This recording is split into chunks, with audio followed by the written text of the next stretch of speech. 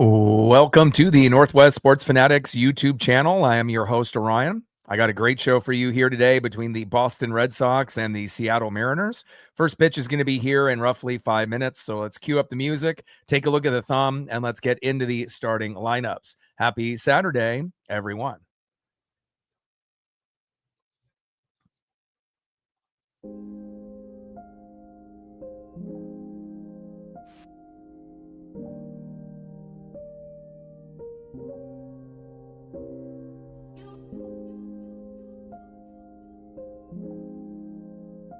And on the thumb, on the left fielder for the Boston Red Sox, Jarren Duran. And on the right, one of the best two-way players on the Seattle Mariners. Going to get a Gold Glove more than likely this season. It is our second baseman stud, Cole Clutch Young. Now let's get into the starting lineups here first for the visiting Boston Red Sox.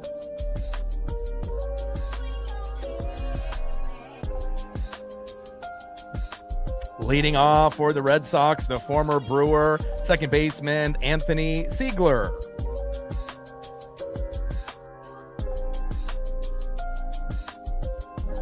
Batting second, DHing for the Red Sox, Masataka Yoshida.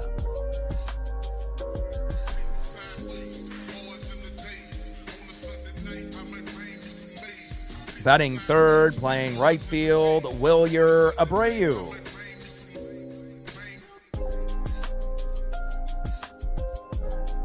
Batting cleanup, batting fourth, first baseman Wilson Contreras. Batting fifth, playing left field, Jarren Duran.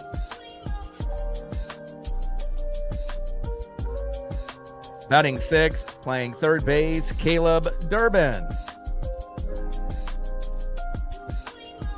Batting seventh, playing shortstop, Marcelo Mayer.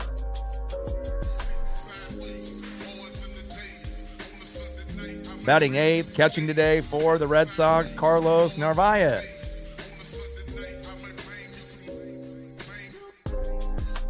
And batting ninth, playing center field, Nick Eaton.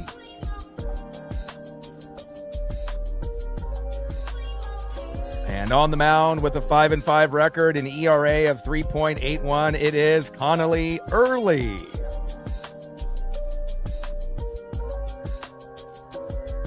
And now let's get into the starting lineups for your Seattle Mariners. Leading off for the Mariners at third base, J.P. Crawford.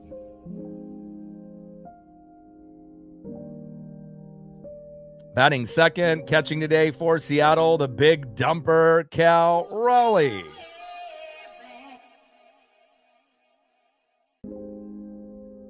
Batting third, center fielder, it's J-Rod Julio Rodriguez.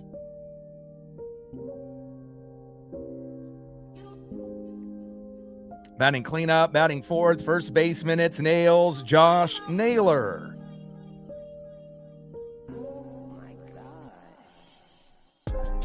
Batting fifth, playing right field, Rob Refsnyder.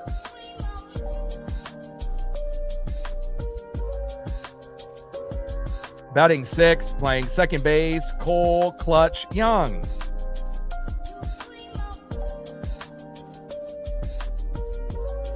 Batting seventh, DHing for Seattle, Mitch Garver.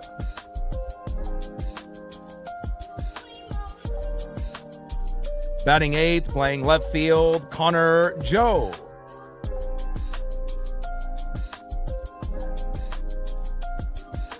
And batting ninth, playing shortstop in the 9-hole, the phenom, Colt Emerson.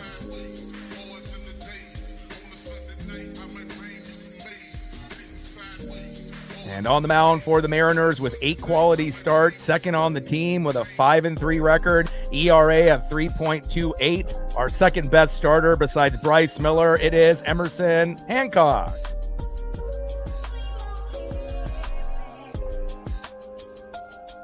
Try dance up. Let's go, M's. We're going to be shooting for 100 likes, 100 on that dono train. And 5 to 15 subs. Let's get it, baby. Shout out to my boy Brooks Beats with the best beats on YouTube.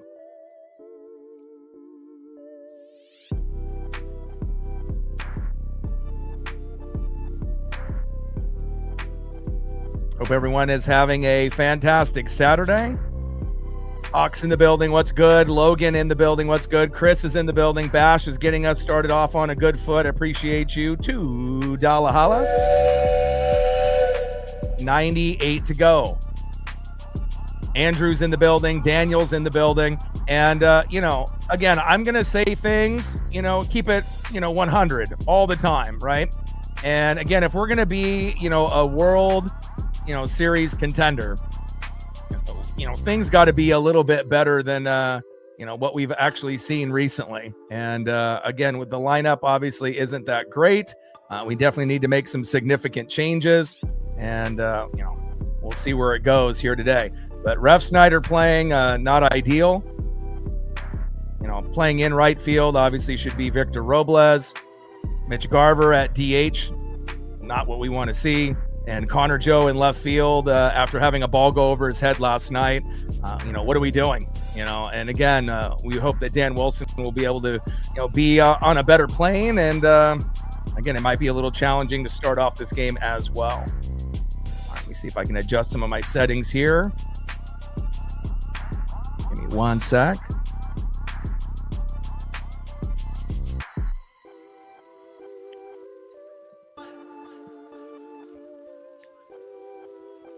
Program needs to be rebooted here, so give me one sec.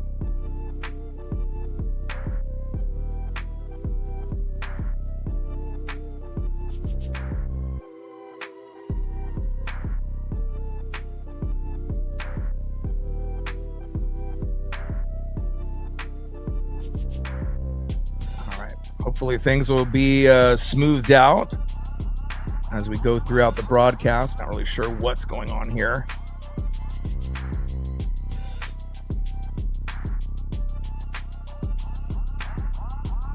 Let me get all my screen set up.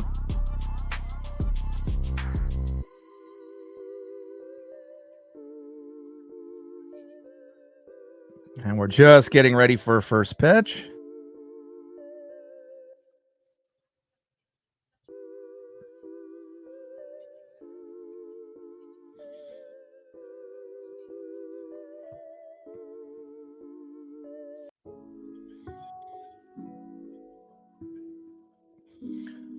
Oh, man. And again, we really are missing a lot of key pieces, in the lineup. And, Dan Wilson, if we want to be a World Series contender, he needs to manage better. And the lineup is atrocious.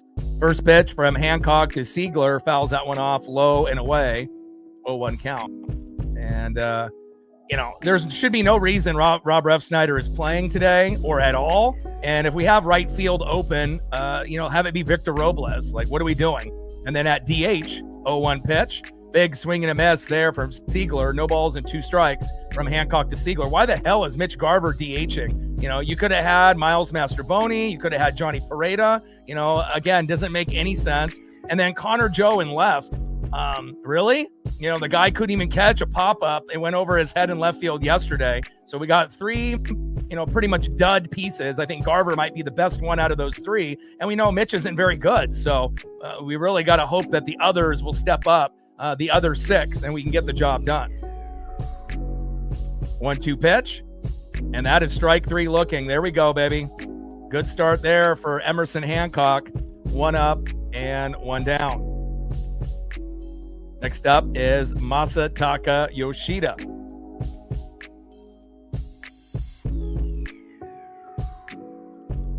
Rebecca in the building. What's good? First pitch in there to Yoshida with a sinker. Low and away. 94 miles an hour, but in the zone. 0-1 count. But it just makes me furious, when I see a team as good as the Mariners. Out of 15 teams in the American League, there's only 3 teams that have more runs scored in a plus minus.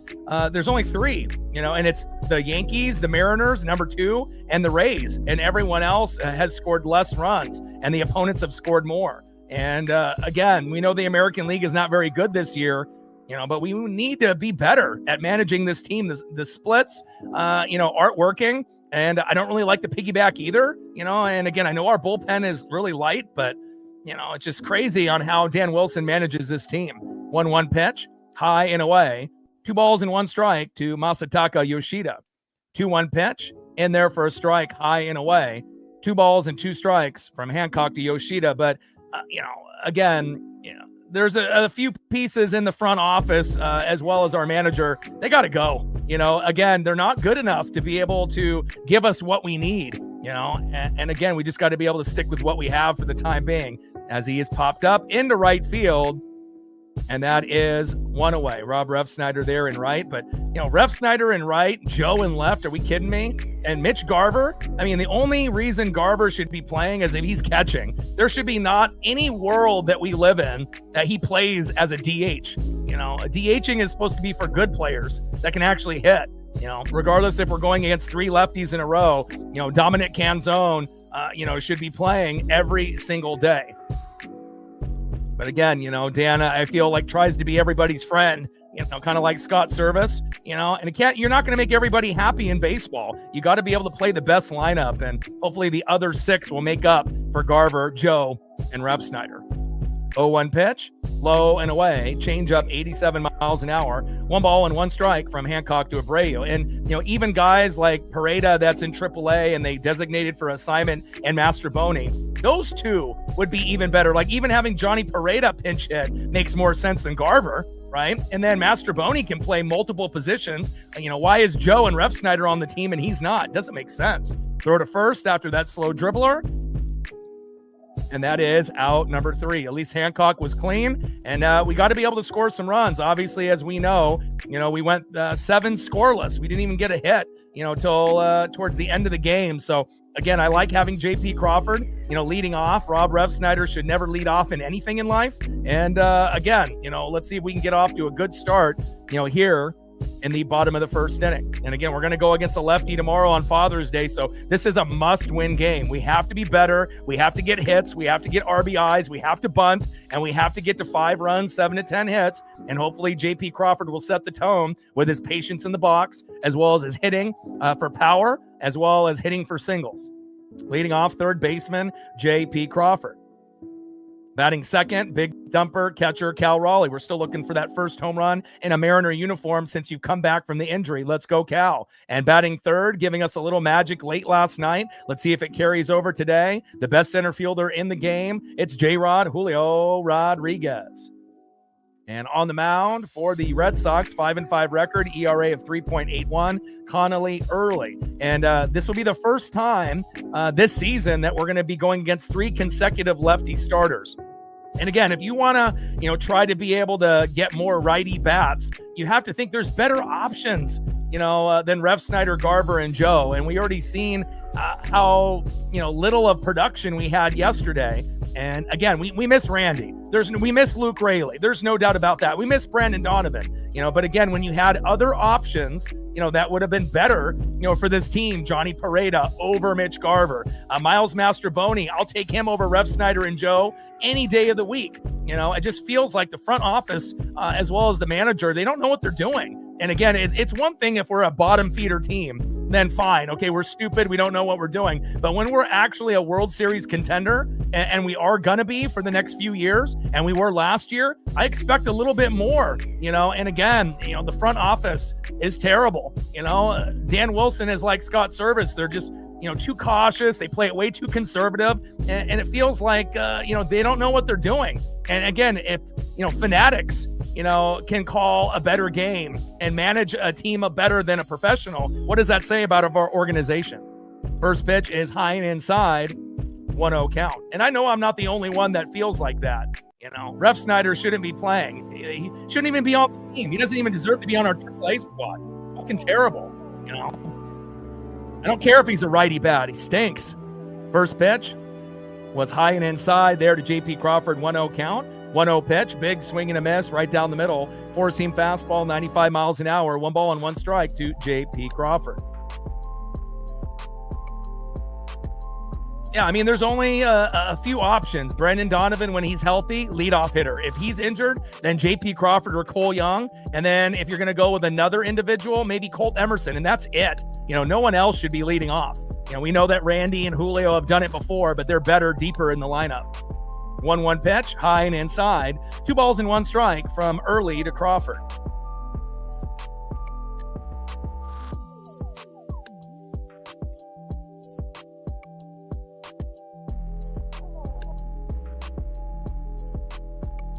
Three-one pitch in there for a strike. Four-seam fastball, 95 miles an hour. Count now is full. 3 balls and 2 strikes from Early to Crawford. Yeah, it's not about getting pieces outside of the budget. It's about, who you're sending down and who you're sending to designated for assignment when we have players that have been playing better and you decide to go with the worst option. It's not necessarily about getting other guys in free agency. It's about admitting when you end up making a mistake and then, guys that you get in the off season and, instead of sticking with the team, longer than they should, you have to be able to be smart about the decisions that they're making with the team that we have. And they haven't been able to be very smart there. JP forces the walk because he is the most patient hitter on the team. Let's see if Cal can drive him in. And first pitch to Cal Raleigh, line drive into left, and it drops. Yes, there we go. Good start here. And it shows you, Rob Refsnyder should never be leading off. He's a terrible hitter.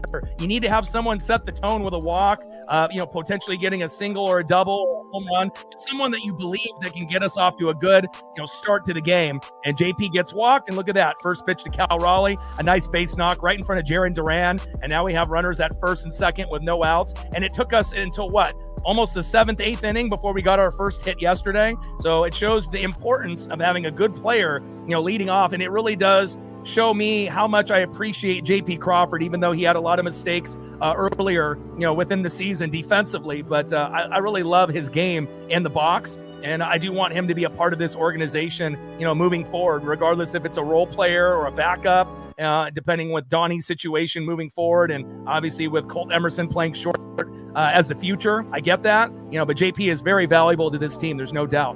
First pitch to Julio Rodriguez is low and at the knees. 1-0 count. 1-0 pitch, low and at the knees again. Change up there by Early. 2 balls and no strikes to Julio Rodriguez. Minnie in the building. What's good? Sean in the building. What's good? And again, we have to be thankful we have such a deep team. So when we do have injuries, we're the most banged up team in baseball, but we can still, normally put together a decent lineup when we go against right-handed pitching. But obviously when we go against left-handed pitching, we don't have to have, so many liabilities in the lineup. You can still play, guys like Dominic Canzone and Luke Raley and feel confident that, yeah, they may not be hitting as high of a percentage against lefties compared to righties, but we have more confidence in them to be able to get a hit than Refsnyder or Garver or Joe, for that matter. And Julio Rodriguez hits into third, double play, and no throw to first. And fielder's choice there. Cal Raleigh is out at second, but Julio safe at first, JP safe at third. Let's see if we can get an early RBI here. Everyone's been talking about Castillo. What are you talking about? Of course he's got to go. We've been saying that, for months, and again, he was good in his first year that he was here, but, he will be gone after this season, and again, Cade Anderson has given up 1 run in a month. He's the most dominant pitcher in Double-A, and sounds like they're going to kind of approach him slowly, but with all the injuries that we have, we could really use a good, solid piece in the pen, and that will eventually be a starter in our starting 5 sooner than later in Cade Anderson. First pitch from Early to Naylor, takes a strike looking high and away, 0-1 count. Sean in the building, what's good? Appreciate you. We're at 12 on the Dono train. 88 to go.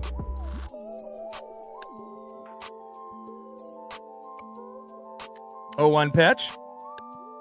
And did Naylor get hit there? Or did he jump out of the way in time?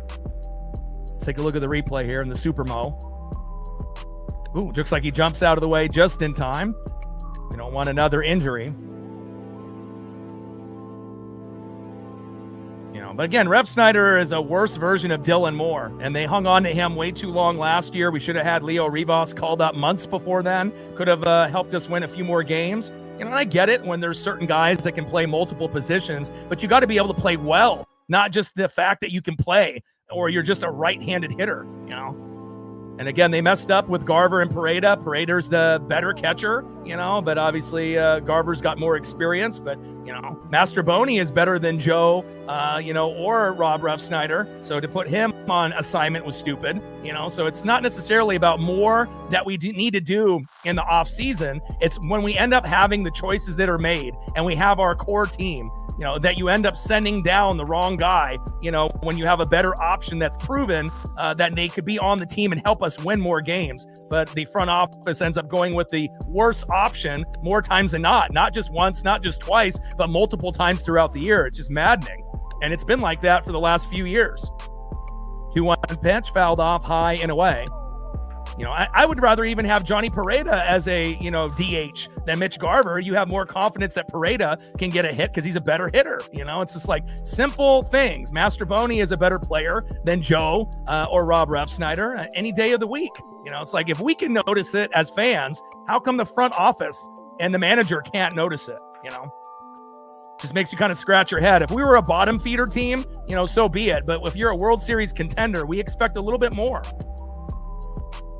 2 balls and 2 strikes with runners on the corners at first and third and 1 out. Let's see if we can get on the board here early. 2-2 pitch. And Naylor pops it up and out of play. Four-seam fastball, 96 miles an hour. 2 balls and 2 strikes with runners on the corners at first and third and 1 out. Bottom of the first inning, 0-0 Red Sox and Mariners. Absolutely not move Kirby for a bat. No, absolutely not. We got to keep our core the way that it is. You know, Castillo, honestly, is not even good enough to be a bullpen pitcher. You know, again, if you have him pitch maybe a half inning and that's it. And even in a half inning, he can give up 1 to 5 runs. He's just not a good player anymore. Father Time has caught up, you know, and he just doesn't have it. 2-2 pitch, low and away. Count now is full. 3 balls and 2 strikes from early to Naylor. And, you know, I judge things based on consistency. You're either consistently great, like Kate Anderson, giving up 1 run in a whole month, and you're a phenom, and they haven't seen anybody as a pitcher on the Mariners do what Kate is doing. Or you got a guy like Luis Castillo that you have a feeling more times than not, he's going to give up 1 to 5 runs. And more times than not, he does, you know, and you know, you just got to be able to call a spade and recognize what you got. Little line drive, and it goes up the middle, and we get J.P. Crawford scoring from third. 1-0 Seattle. Let's go.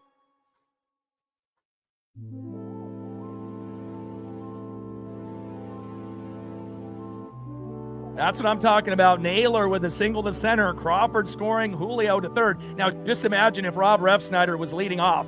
You know, we wouldn't be at 1-0 right now, you know, more than likely. And again, great job, you know, to recognize, you know, but again, we've already said it, you know, many times earlier in the year, like, you know, why is Rob playing? And then why is Rob leading off? And why is Rob playing right field when you have Victor Robles, right? You know, and we know Victor isn't the greatest hitter, but he's a good defender, right? And as long as Victor's not injured and Julio tries to steal third and he gets thrown out. What are you doing, Julio? God, we are terrible at base running this year. You know, we want to make sure, you know, that we're confident in our abilities, you know, but again, I have never seen a team so elite, even though our record is only 1 game above 500 and we've had a lot of injuries, but just based off the elite talent that we have, God, can we get a little bit better at base running?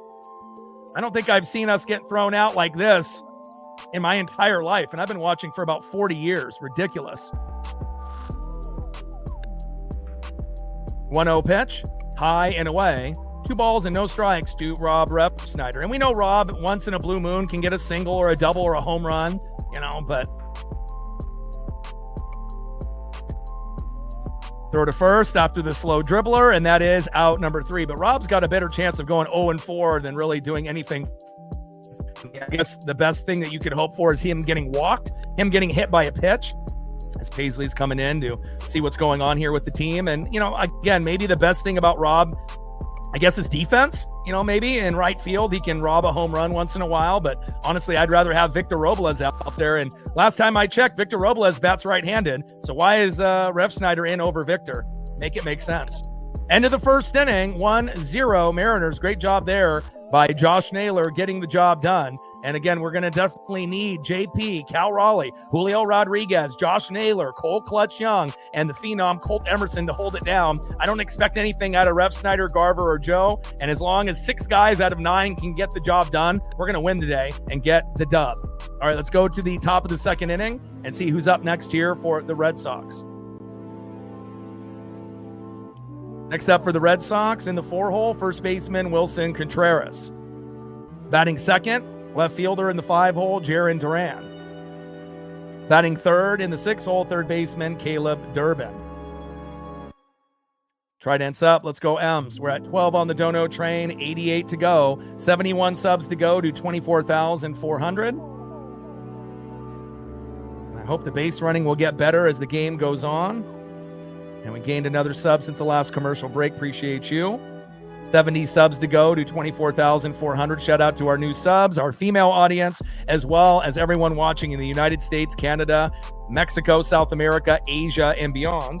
And let's see where we're at on the likes here so far. With almost 200 in the room, 177. We are at 49. Good start. 51 to go.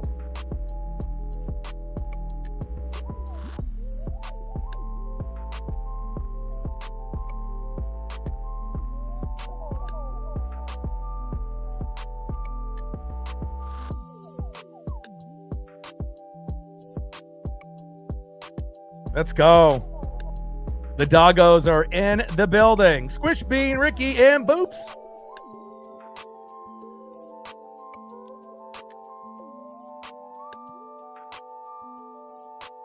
And Contreras pops it up. Julio is there in the no-fly zone, and that is 1 away. Yeah, and again, if we are going to trade anybody, pitcher-wise, the only one that would be, the smart one to get rid of is Castillo, and there's going to be a few desperate teams, and even if we were only going to get a bullpen piece, but as long as that bullpen piece is good, that would be worth it. Getting another bat for Castillo would be worth it, or even going pitcher for pitcher and maybe getting a lefty, just something better, than what we have out of him. And again, I don't really like the piggyback thing, and again, eventually Castillo, is not going to be on the team next year. So again, I don't know if anyone would really want him because he's not a good pitcher, but they're not going to cut him, based off the money and everything. So we're just going to have to stick with him, I guess. 0-1 pitch, low and away, unless someone that is super desperate, is willing to give us something for him. 1-1 pitch, line drive. And look at that, JP Crawford getting the job done. Beautiful job there by JP. Line drive right to him, and that is 2 away. Great job by JP Crawford. And again, what a feeling, it must be to know, that your time is running out for a phenom like Colt Emerson, and then to be able to be lucky enough with the Donovan injury to be able to play a position that you haven't played in 6-7 years. And so far, him and Donnie, playing new positions, have done a pretty damn good job. Are they going to make a mistake once in a while? Yeah. But so far, JP has been really damn good, at third base. And again, most patient hitter on the team. And he's really the guy that gets us going, besides Brendan Donovan as a leadoff hitter. 1-0 pitch, and Durbin pops up.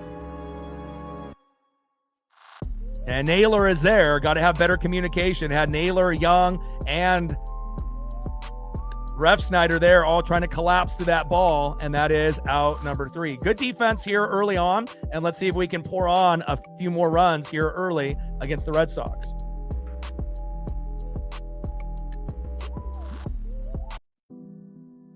Shout out to my boy Brooks Beats with the best beats on YouTube.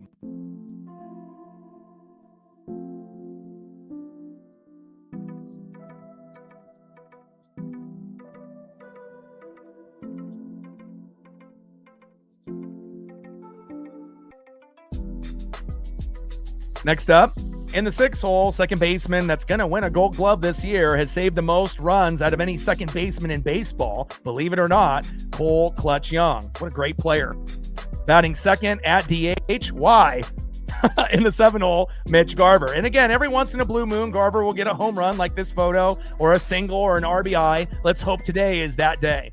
And batting third in the 8-hole, left fielder Connor Joe. Would have much rather had Miles Mastroboni. And why is Joe playing left field when he can't even catch a pop-up that one, it went over his head yesterday?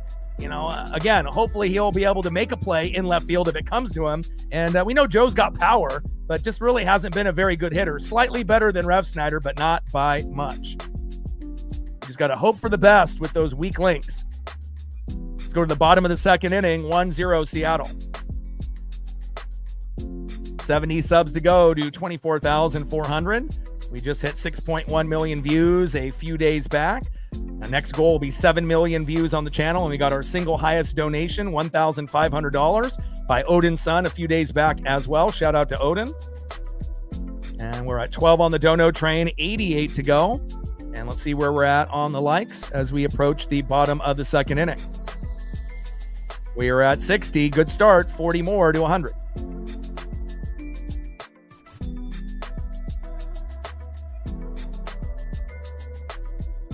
Joe in the building. What's good?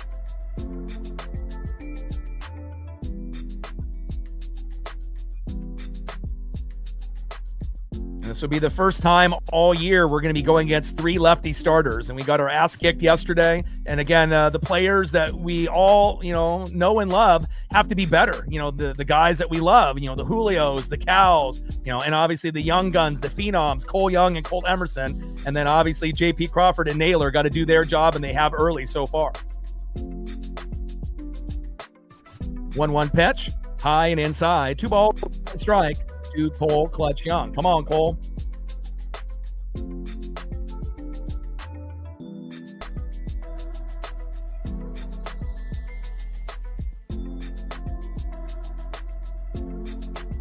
Two 2-1 pitch, fouled off, high and inside. 2 balls and 2 strikes from Early to Young.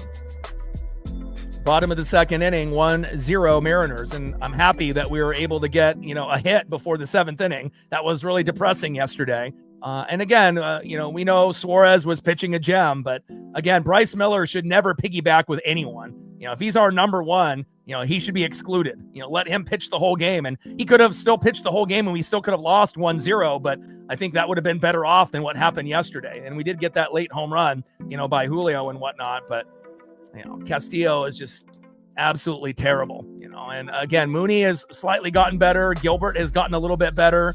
Still, I don't trust Mooney all the way, but I don't really have a whole lot of faith, in Luis Castillo. 2-2 pitch hits Young on the shoulder, and that's going to leave a Strawberry. I hope he's okay.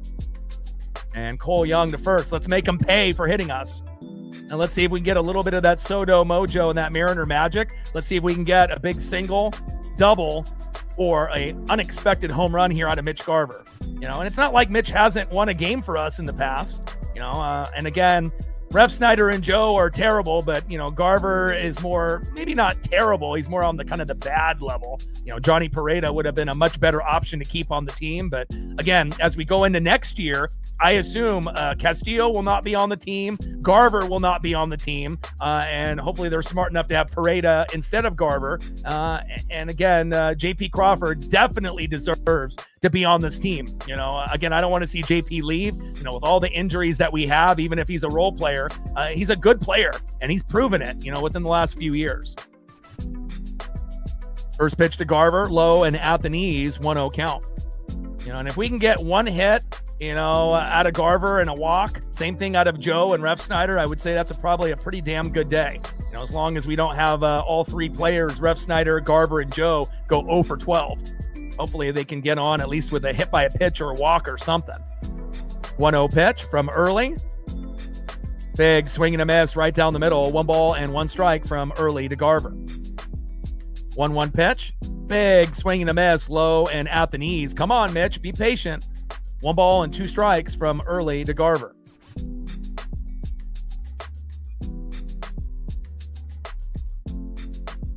And I think that's what really makes me irritated is we could have done a better job in the offseason. No one predicted these injuries, but when you get guys that are playing well and then you replace them with guys that are worse, the team would be much better with Mastroboni and Johnny Pareda on it right now than with Joe and Refsnyder and Garver. But make it make sense. 2-2 pitch, fouled up, and out of play. Count still remains 2 balls and 2 strikes from Early to Garver. And the vibe feels a little bit better today than it did yesterday, obviously, with the 1-0 and us getting a couple hits early on. But, JP is the one that started it, getting that walk. Cal Raleigh getting that nice base hit to have runners at first and second. And, again, instead of having Refsnyder lead off and him striking out 4 times. 2-2 pitched, and down goes Garver. And that is 1 away.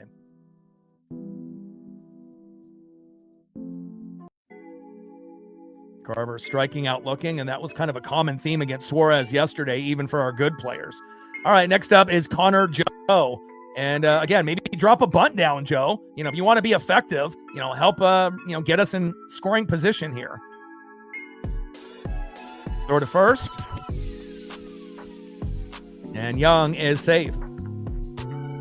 We didn't really drop any bunts down. And again, that's the sign of a good manager, is realizing when your team is struggling, and it may not be the sexy thing to bunt, but again, nobody practices bunting defense in baseball, and it shows. You can get a single and a double, out of a bunt. You just don't know if they're going to field it correctly, and you don't know if the throw is going to be high or low, and you don't know if the first baseman's going to catch it. Everyone freaks out with bunts, and, good managers know that, and, average and below average managers obviously do not.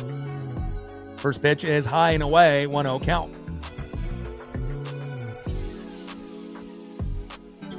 Early on the mound, Connor Joe in the box. 1-0 pitch, fouled off, high and inside. 1 ball and 1 strike to Connor Joe.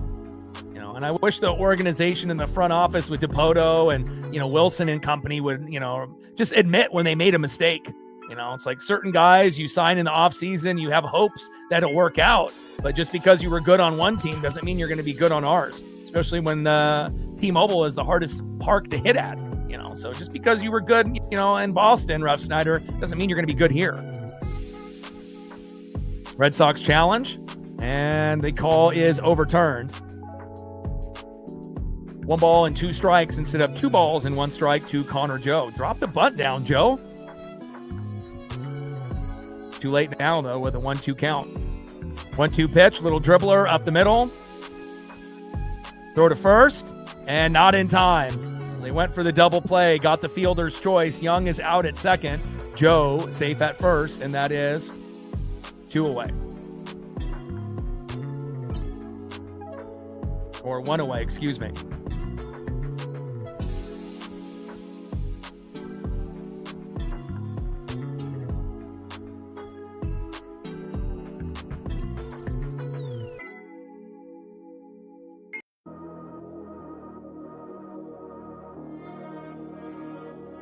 Next up in the 9 hole, the shortstop, the phenom, Colt Emerson. Let's go, Colt. See if we can get a rally going here. First pitch is low and at the knees, 1-0 count. Love me some Cole Young. Love me some Colt Emerson. Let's go. Great to have the phenoms there, but we just need Cade Anderson and Ryan Sloan on the ball club, especially Cade. And I don't think people really realize how amazing Cade, is, as a player. Obviously, if you watched LSU, you saw him win a natty, but he potentially could end up being, our best pitcher on our staff one day. And that's not a crazy thing to say. I mean, he's given up 1 run in a month. Think about how crazy that is. Just wild. And he's a lefty, and it's something about lefties. When they're good, they're really, really good. And we've gone through Randy Johnson, Ken Griffey Jr., so we know what it's like to have a dominant lefty, whether it's a pitcher or a positional player. 1-2 pitch from Early to Emerson. Big swing and a miss. And down goes Colt. And that is out number 3.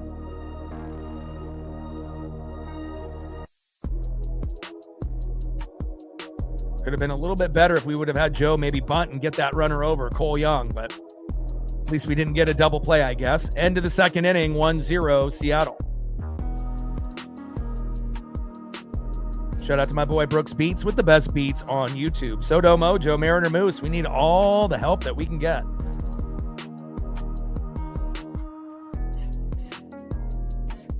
All right, let's see who's up next here for the Red Sox in the top of the third inning. Next up for the Red Sox in the 7-hole, shortstop Marcelo Mayer. Batting second in the 8-hole, catcher Carlos Narvaez. And batting third in the 9-hole, center fielder Nick Eaton. Tridents up, let's go M's. And if you're just tuning into the broadcast, Josh Naylor singled to center. Crawford scored from third, 1-0 Mariners.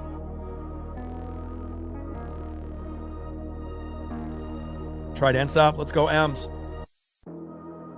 Shout out to my boy Brooks Beats with the best beats on YouTube. All right, 70 subs to go to 24,400. Kind of exciting knowing that we're less than 700 subs away from 25,000, which is amazing. We're at 12 on the dono train, 88 to go. And we're at 71 likes, 29 more to 100.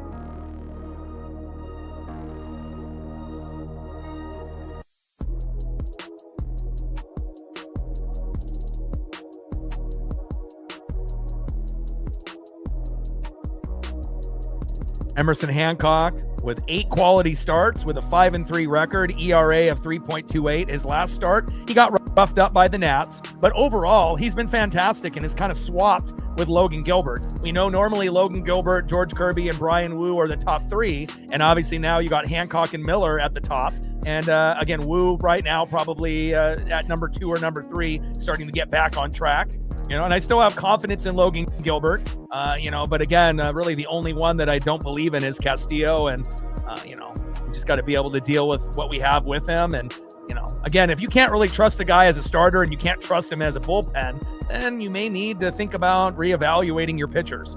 But thankfully, we got Cade Anderson waiting in the wings. And, I just can't wait to be able to see Cade, start off in the pen, help us win games, and then eventually be a starter in our starting 5. Pitch fouled off right down the middle there by Mayer. No balls and 2 strikes from Hancock to Mayer.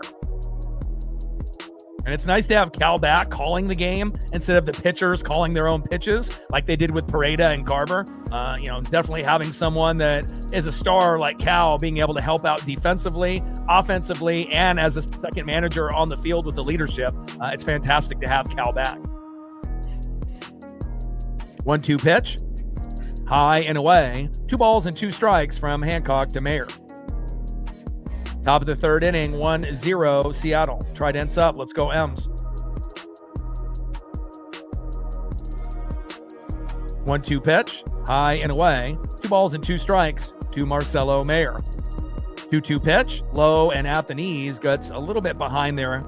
Pascal. Count now is full.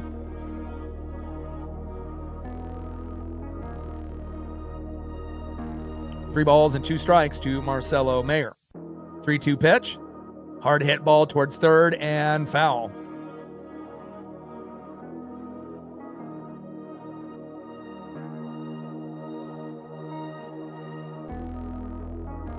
Top of the third inning. Nobody on with no outs. 1-0 Mariners. Let's go Emerson. 3-2 pitch. There we go. That is strike 3 right on the corner. Beautiful pitch there by Emerson Hancock. Mayer, sit down. Way to bring the electricity, Emerson Hancock, getting back on track after that rough start on the road against the Nats. Down goes Mayer, striking out looking, and that is 1 away. Next up in the 8-hole, catcher Carlos Narvaez. And on deck is center fielder in the 9-hole, Nick Eaton. First pitch to Narvaez is low and away, 1-0 count. Tridents up, let's go M's. 4-seam fastball, 96 miles an hour, high and away. 1-0 count. 1-0 pitch from Hancock. Popped up and fading out of play in right field. Great souvenir for that fan. 4-seam fastball, 96 miles an hour. 1 ball and 1 strike with nobody on and 1 out. Top of the third inning, 1-0 Seattle. Tridents up. Let's go M's.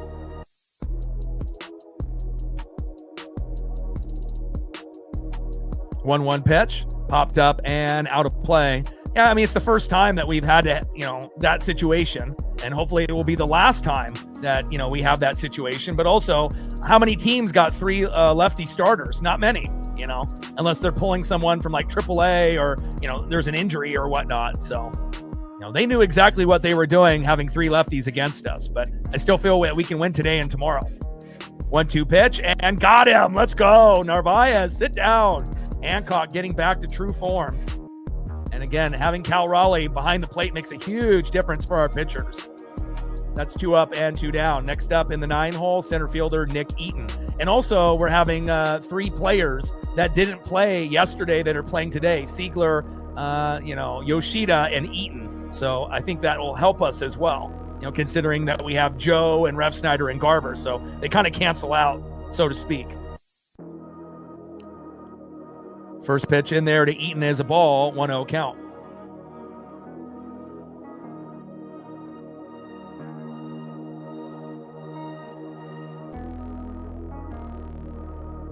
One-oh pitch to Eaton. Hitting the corner beautifully, low and away. 1 ball and 1 strike from Hancock to Eaton.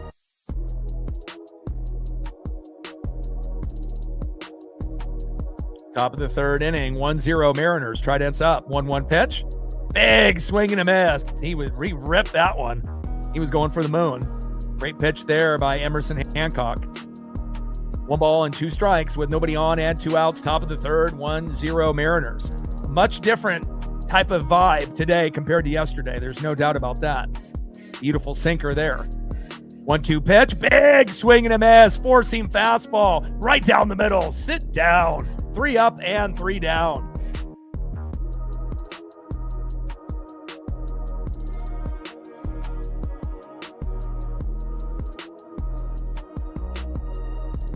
Great job there by Emerson Hancock. We've gotten some good pitching. We got some good defense. The bats are alive. But again, we need 5 runs, 7 to 10 hits. And we want Hancock to give up 2 runs or less, 3 at the max. But obviously in a game like this, we're hoping for, hopefully none or just 1. But, 2 at the most if they get lucky. But hopefully, we can get a shutout or only give up a run if possible. All right, let's see who's up next and see if we can continue the vibes and keep them high. Next up, 0 for 0 with a run and a walk in his first at-bat, the most patient hitter on the Mariners, J.P. Crawford. And it's really helped out Dominic Canzone being more patient in the box and being one of the hottest hitters in baseball the last 3 weeks. And when you get guys like Luke Raley and Dominic Canzone that aren't playing every day, it shows you how incompetent Dan Wilson really is. Those are 2 of the best players on our team, and they don't play every day. Wake up, Dan. Batting second in the 2-hole, catcher, big dumper, Cal Raleigh. And batting third, 0 for 1, center fielder, it's J-Rod Julio Rodriguez. Trident's up. Let's go, M's. 70 subs to go to 24,400. We're at 12 on the dono train, 88 to go. And let's see how close we are to 100 likes with 201 in the room.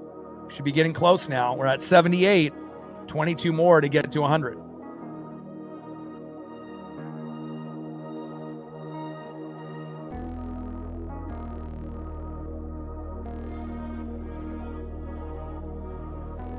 Diego representing Venezuela. I see you. And shout out to all our fans watching in the United States, Canada, Mexico, South America, Asia, and beyond. I get all the stats and I get to see our male, female viewership, all the individuals all over the globe. And it's one thing to be able to get views in the United States, but to be able to get them everywhere else is really special. Thank you to everyone. First pitch into J.P. Crawford is a strike, 0-1 count. And look at the best run differential in the AL. There's only 3 teams that have a plus. The Yankees, the Mariners, and the Rays. So it shows you, even with all the bad shit that's happened to us, we're still one of the best teams, in baseball. They still believe that we're a World Series contender. And, I feel that we're right there talent-wise with the Yankees. Not to say that the Rays and the White Sox and the Guardians can't make some magic happen. They've been good this year, but we're more on the Yankee level compared to those other teams. JP pops up on the 1-1 pitch, and Jarren Duran is there in left, and that is 1 away. Down goes JP Crawford. And it really has given me a new kind of light on JP. And again, thinking, maybe we could, be okay without him next year. But again, get rid of Castillo, keep JP Crawford on this team. Next up is the big dumper, Cal Raleigh. On deck is Julio Rodriguez. And we're still waiting for Cal to hit his first home run in a Mariner uniform since coming back from the injury. He had 5 home runs in about a week for the Tacoma Rainiers, 2 multi-homer games. So, he definitely is starting to get into a good rhythm. But we're still looking for that big home run. 1-0 pitch, low and at the knees. 2 balls and no strikes from Early to Raleigh. And Connolly Early, 5-5 record with an ERA of 3.81. And he's got, some stuff, but obviously not as good as Suarez yesterday, and it shows. 2-0 pitch, takes a strike looking with a slider right down the middle, 86 miles an hour. 2 balls and 1 strike with nobody on and 1 out. Bottom of the third, 1-0 Mariners. 2-1 pitch. And another ball there to the big dumper. I like that. Favorable count. Anytime you get a 3-0 or 3-1, we know Cal can rip one. Take the walk if it's there, Cal, but if not, swing for the moon. 3-1 pitch, fouled off right down the middle. Smokes that one into left field. Great souvenir. Count now is full. 3 balls and 2 strikes to the big dumper, Cal Raleigh. Come on, Cal. Try to end up. Let's go, M's. Let's go, Cal.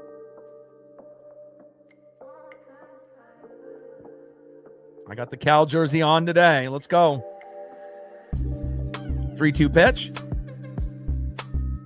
Low and away, and Cal draws a walk. Had 3 of them yesterday. And good patience there by Cal Raleigh.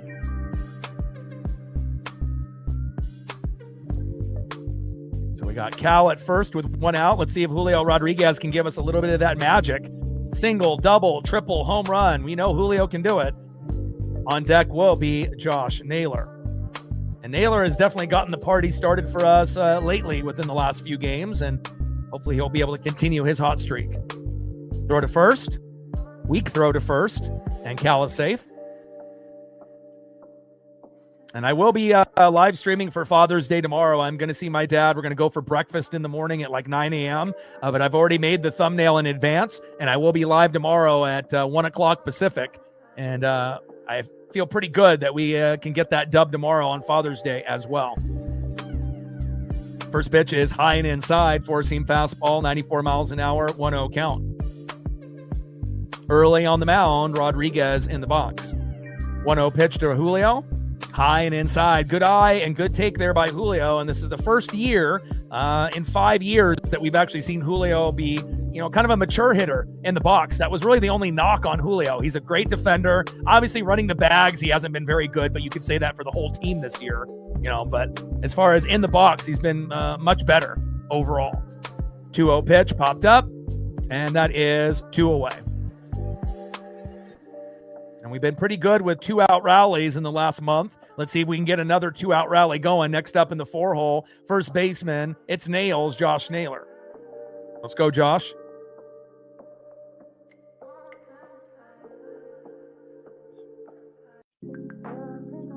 Shout out to my boy Brooks Beats with the best beats on YouTube. Let's go, Josh. First pitch to Naylor. Little dribbler up the middle. Fielder's choice. Toe tap on the bag, and that is out number 3.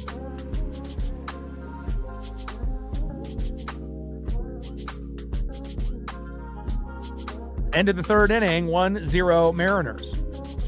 Let's see who's up next here for the Red Sox as we go to the top of the 4th. Leading off for the Red Sox, 0 for 1 with a K, the former Brewer, second baseman Anthony Siegler.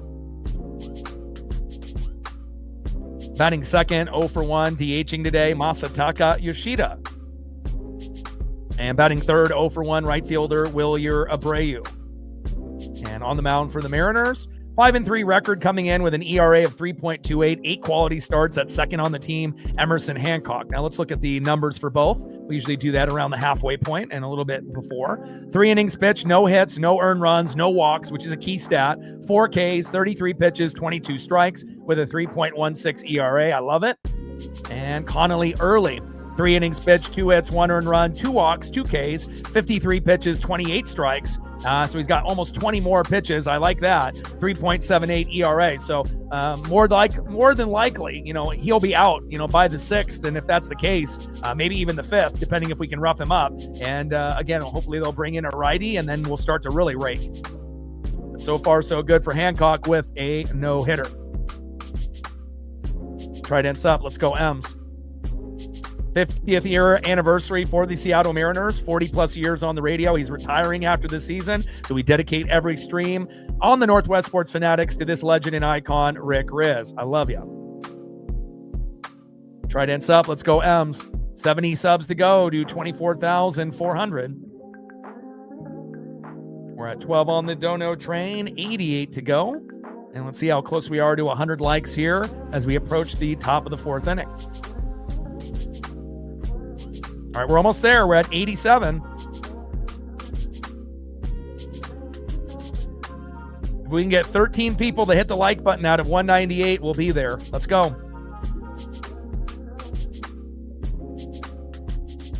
Emerson Hancock on the mound. Anthony Siegler in the box. On deck is Masataka Yoshida. And I looked for a good Siegler photo. I always try to be able to get the photos that are current. But again, if they don't have one that's in HD or 4K that looks good, then, And a line drive, nice base knock there in the left field to Connor Joe by Siegler.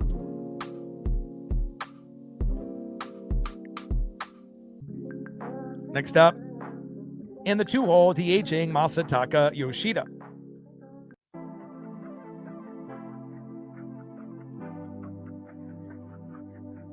Shout out to my boy Brooks Beats with the best beats on YouTube.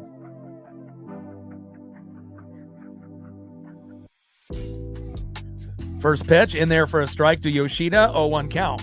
So Siegler ends up getting the first hit of the game here in the 4th inning. Not as bad as the Mariners yesterday, where it took us into the 7th inning to get our first hit, but Hancock definitely pitching well.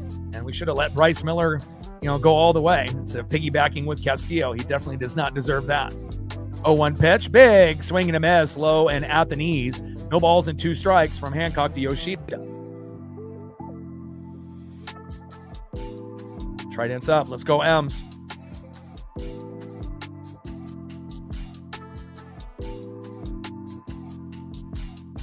Can't wait to get Luke Raley, Dominic Canzone, and Randy Arosarena back in the lineup. 0-2 pitch. And that is strike 3 looking. Let's go. Down goes Masataka Yoshida, and that is 1 away. Great punch out there by Emerson Hancock. Beautiful. He is locked in, just like Bryce Miller was yesterday. And they are our 2 best pitchers right now. Woo, number 3. Next up in the 3-hole, right fielder Wilyer Abreu.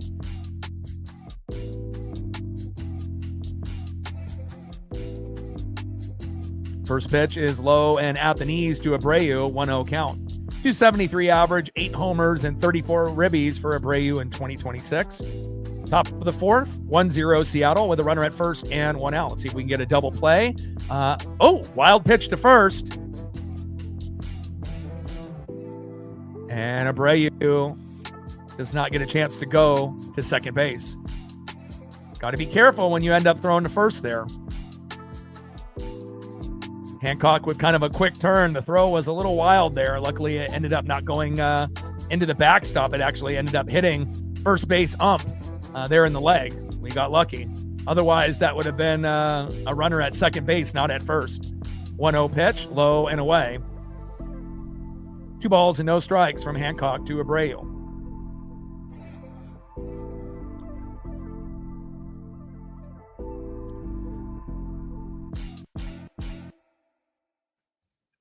Two-0 pitch, and Abreu with a deep ball in shallow center field, and gone! Damn it.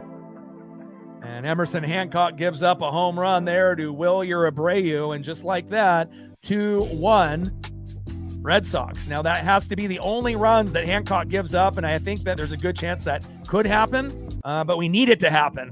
And again, with one swing, Hancock has been electric, but just gave up a couple hits this inning, and we need him to get locked back in. Next up in the 4-hole, first baseman Wilson Contreras. On deck is Jarren Duran. And again, we know guys are going to hit home runs. We're the most home run dependent team in baseball.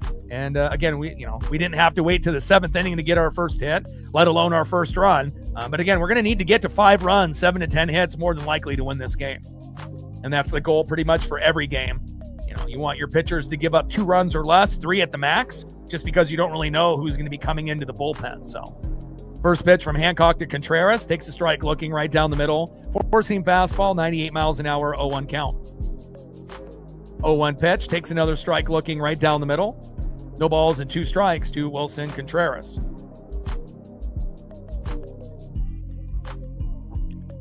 No, we went against left-handed pitching, And again, we haven't really played our best against left-handed pitching, and Dan doesn't really put together a good lineup against left-handed pitching.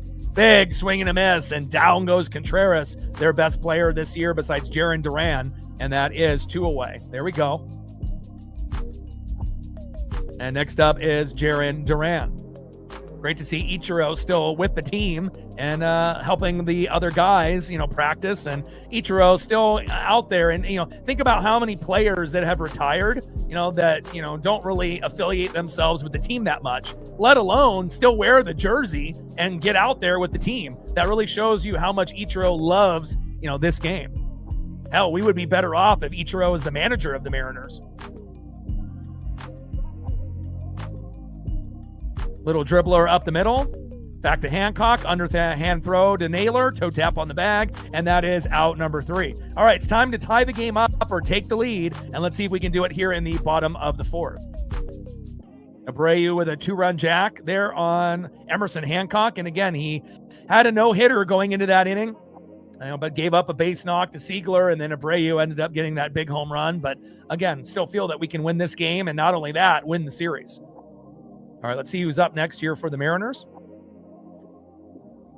Next up for the Mariners, 0-for-1 right fielder Rob Refsnyder. Drop a bunt down. You have a better chance getting a hit that way than you do actually swinging the bat. Batting second in the 6th hole, second baseman Cole Clutch Young. Let's go, Cole. And batting third, 0-for-1 with a K, DHing Mitch Garver. Trident's up. Let's go, M's.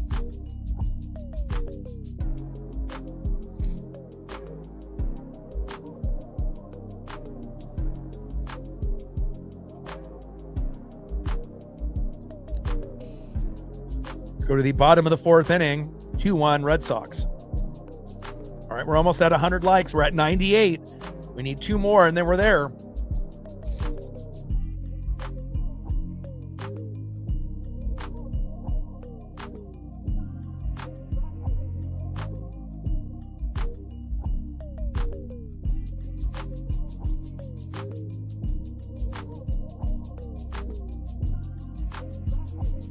Connolly early on the mound. Rob Refsnyder stepping up into the box. Go to the bottom of the 4th inning, 2-1 Boston.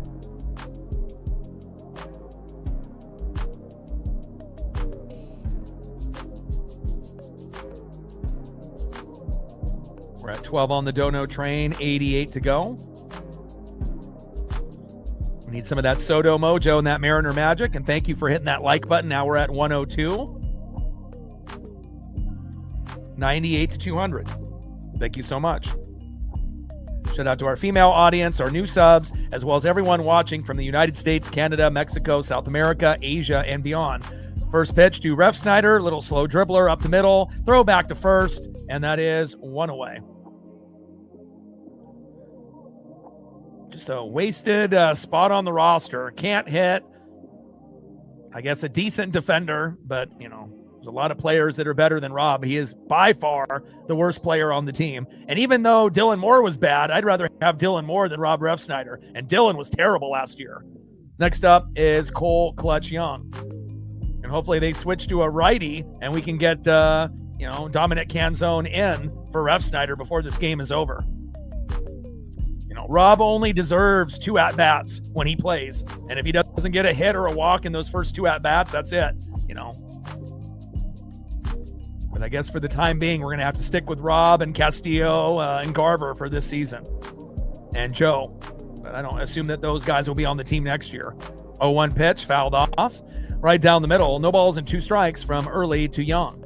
bottom of the fourth inning, 2-1 Boston. So we had Naylor with a single to center, Crawford scoring from third in the first, giving us a 1-0 lead. And then we ended up seeing Hancock give up his first 2 hits of the game, and Abreu ended up hammering a homer. Center field, 414 feet, with Siegler on board with a single into left field to get that first hit for Boston. And now we have a 2-1 deficit. Pitch fouled off, out of play. Count still remains no balls and 2 strikes to one of my favorite players on the team, Cole Clutch Young. Arcelus in the building. What's good? 0-2 pitch. Low and at the knees. Good eye. Sweeper, 83 miles an hour. 1 ball and 2 strikes with nobody on and 1 out. So bottom of the fourth, 2-1 Red Sox. Only Seattle player to play every game this season. 1-2 pitch. Big swing and a miss. And down goes Cole Young, and that is 2 away. Next up in the 7-hole, DHing Mitch Garver. And if there was ever a time that we needed Mitch Garver to give us an unexpected home run, it'd be right here to tie the game up 2-2, so that way we can get to Connor Joe and then Colt Emerson. See if Garver can get a hold of one. And every once in a blue moon, he will, but we'll see if he can do it today. Or even at least draw a walk to keep the inning going. First pitch is low and away, 1-0 count. Change up 84 miles an hour there by Early. 1-0 pitch, takes a strike low, but in the zone. Sinker, 94 miles an hour. 1 ball and 1 strike from Connolly Early to Mitch Garver.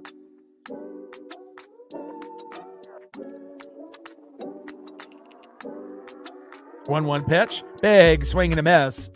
1 ball and 2 strikes from Early to Garver.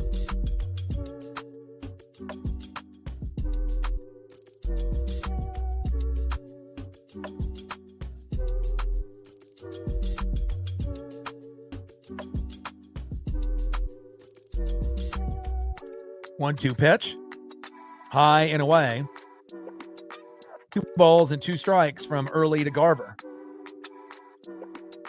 Come on, Garv. And just to think if Ichiro were to ever accept, a manager position for the Mariners, think about what other players, former players, that might actually want to get involved if Ichiro's leading the ball club. 2-2 pitch, big swing and a miss. Down goes Garver, no surprise, and that is out number 3. But we know Randy Johnson and we know Ken Griffey Jr.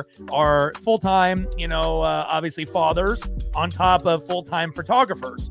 But again, for them to take a step back slightly from the photography, and if Ichiro was manager, we might be able to get access to guys like Randy Johnson and Ken Griffey Jr. And think about that if we ended up watching Mariner games and looking over to the dugout and you see Ichiro, Randy Johnson, and Ken Griffey Jr. with Edgar Martinez all trying to help this team win a World Series. What a sight would that be?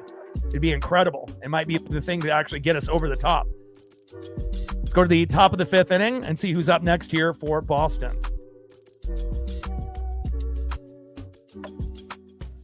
And more than likely, Randy and Ken would still end up being photographers. But if there was ever one individual that could, convince them to be a part of the Mariner organization on the daily to help this team win, Ichiro would be that guy. There's no doubt. He is so well respected by his peers and others. Next up, in the 6th hole, third baseman 0 for 1, Caleb Durbin. Batting second, 0 for 1 with a K, shortstop Marcelo Mayer. And batting third, 0 for 1 with a K, catcher in the 8th hole, Carlos Narvaez. Trident's up. Let's go, M's.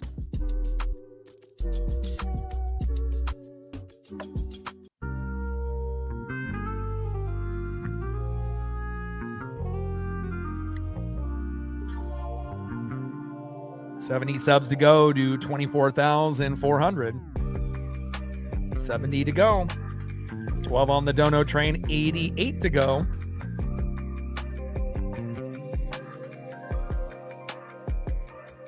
Let's see where we're at on the likes as we approach the top of the 5th inning. All right, we're at 111.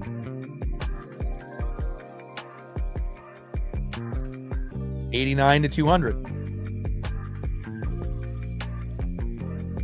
And first pitch to Durbin, line drive into left. And a beautiful single there from Durbin.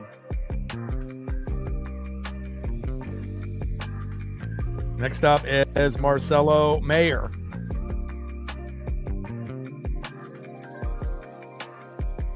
And obviously Hancock was good for the first 3 innings, got roughed up for 2 runs there in the 4th, and gives up a hit on the first pitch there to Durbin. Got to get a double play or something to be able to bail him out if he's going to start to go a little sideways. And we got to keep this within a run. We don't want them to get to 3, 4, or 5. First pitch in there to Mayer, takes a strike looking right down the middle. 4-seam fastball, 96 miles an hour, 0-1 count.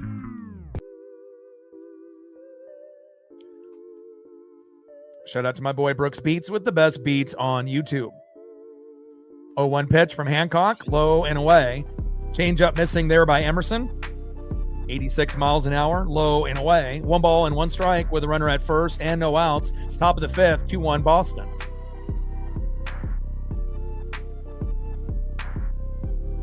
Throw to first, and at least a decent throw to Naylor that time around, and Durbin is safe. And then once we can actually, get early to exit, and if they bring in a righty, we'll start to mash. And early's at 64 pitches, so probably we'll still go for another inning or 2. Why it's so important to be patient in the box to get that pitch count up. Not just J.P. Crawford. We know him and Canzone can be patient, but for the rest of the team, it's not really where we want to be.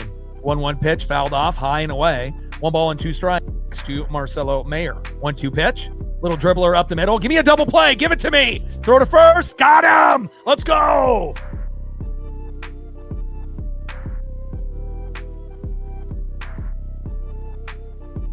That's what I'm talking about. That's the defense that we know and love.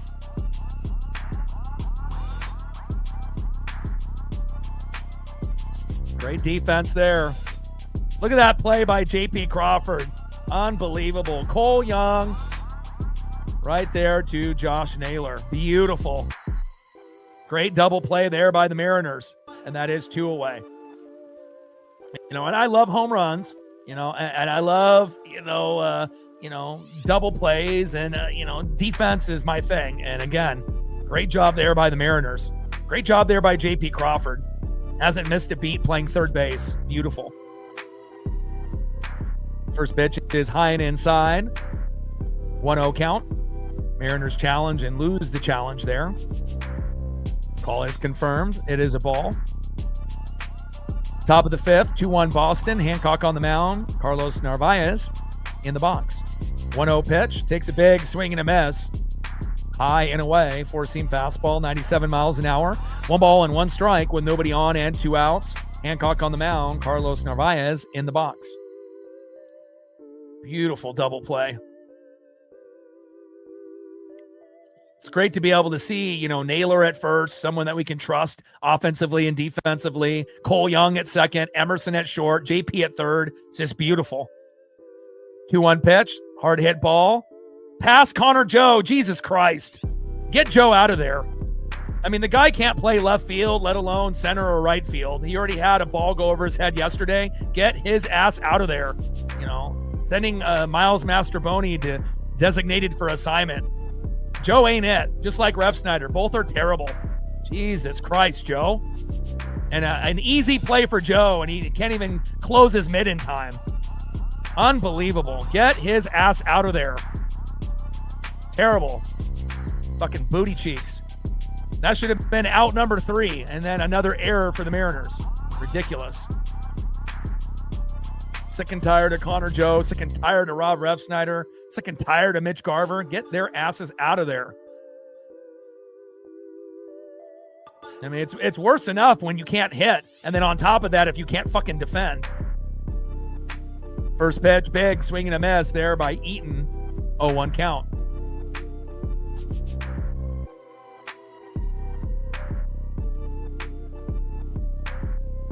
Oh, 1 pitch, high and inside, sinker, 97 miles an hour. 1 ball and 1 strike from Hancock to Nick Eaton. 1-1 pitch, low and away. Sweeper missing there by Hancock. 2 balls and 1 strike to Nick Eaton. Yeah, Masterboni was deactivated, so they have a week to decide if they want to send him to the minors, trade him, release him, and obviously the smart decision would be send him to AAA and then immediately send him back on the team, sooner than later. I need to see Pareda and Masterboni on the squad. And popped up at first, Naylor is there, and that is out number 3.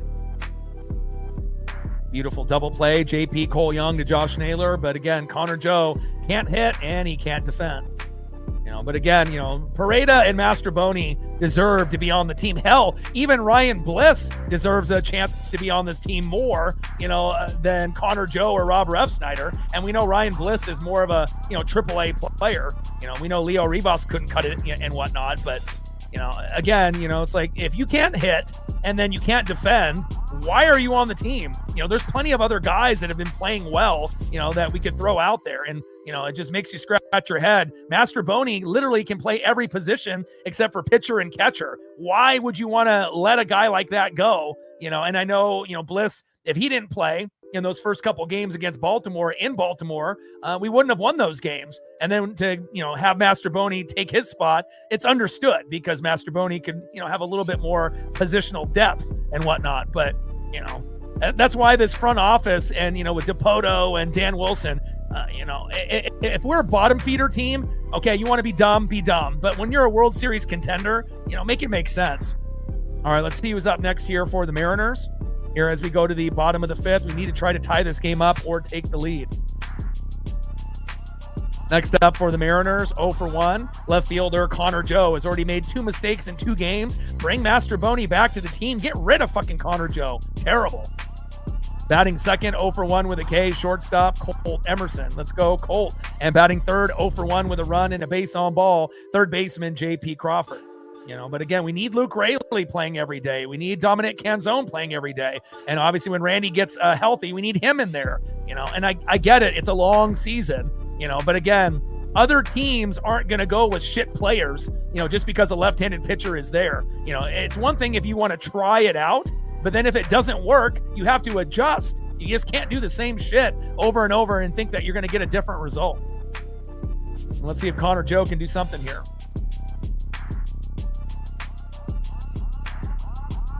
I mean, I'd even rather have Johnny Pareda DHing over Garver. Like, why is Garver DHing?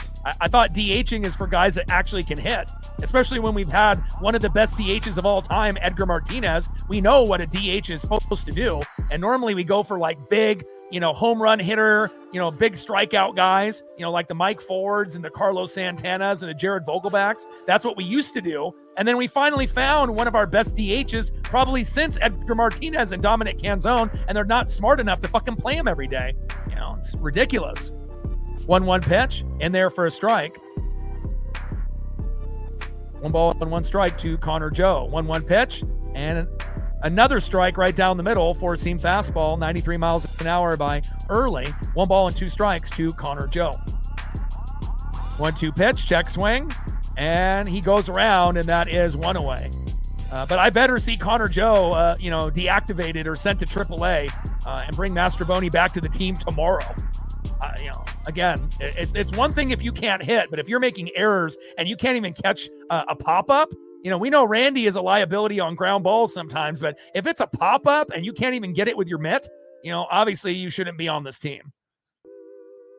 And we had one go over Joe's head late in the game yesterday, and then we should have had an easy out last inning, and Joe couldn't even get a pop-up. I mean, make it make sense. First pitch to Emerson, fouls it off right down the middle, 0-1 count.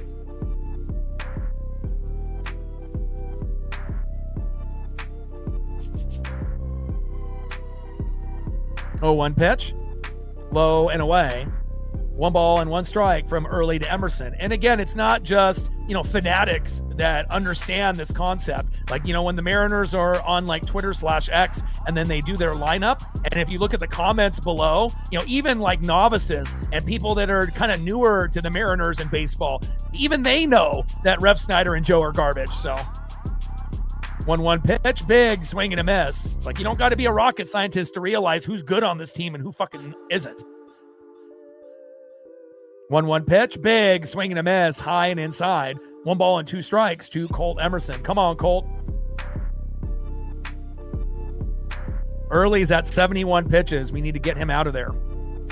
He'll be in the game for at least another inning or two. Come on, Colt. Bottom of the fifth, 2-1 Boston.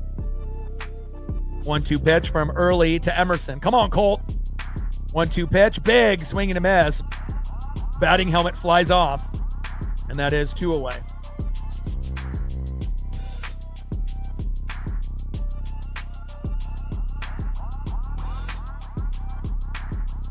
Plenty of time to come back and win this game. Next up, leading off, third baseman, the most patient hitter on the team, J.P. Crawford. And again, early in the year, we were very critical of JP because he started making a lot of mistakes, at shortstop, just like Julio did in center field. But Julio, kind of cleaned it up. And JP was still kind of making a mistake here and there. But now, has started to get much better and playing a new position. And again, I really appreciate, JP Crawford overall and his vibes that he brings to this team. We've never been this banged up as a team, and you start to really appreciate the guys, that end up getting hurt or have to switch positions. And then when they come back, you really, understand like how valuable they are to the Seattle Mariners. And guys that aren't, like Joe, Refsnyder, Garver, Castillo, we could definitely be better off without those four. 2-0 pitch, low and away. Count now is 3 balls and no strikes to J.P. Crawford. Take the walk if it's there. And I really appreciate a patient hitter in the box. I mean, it's so valuable. Dominic Canzone picked it up. Why can't the others? 3-0 pitch, takes a strike looking right down the middle. Slider 87 miles an hour. 3 balls and 1 strike from Connolly Early to J.P. Crawford. Come on, J.P. On deck is the big dumper, Cal Raleigh. 3-1 pitch, popped up, shallow center field, and that is out number 3. 2 runs, 3 hits, and an error for the Red Sox. 1 run, 2 hits, and an error for the Mariners. And we just need to get Early out of there so when they bring in a righty, we can actually get some better bat options. Luke Raley is still day-to-day, but we could use Dominic Canzone desperately. Just doesn't make any sense, when Raley and Canzone are 2 of the best players on the team and they don't even play every day. Stupid. Next up for the Red Sox in the top of the 6, 1 for 2 with a run and a K, second baseman Anthony Siegler. Batting second, 0 for 2 with a K, DHing Masataka Yoshida. And batting third, 1 for 2 with a run and with 2 ribbies, right fielder Wilyer Abreu. Trident's up. Let's go, M's.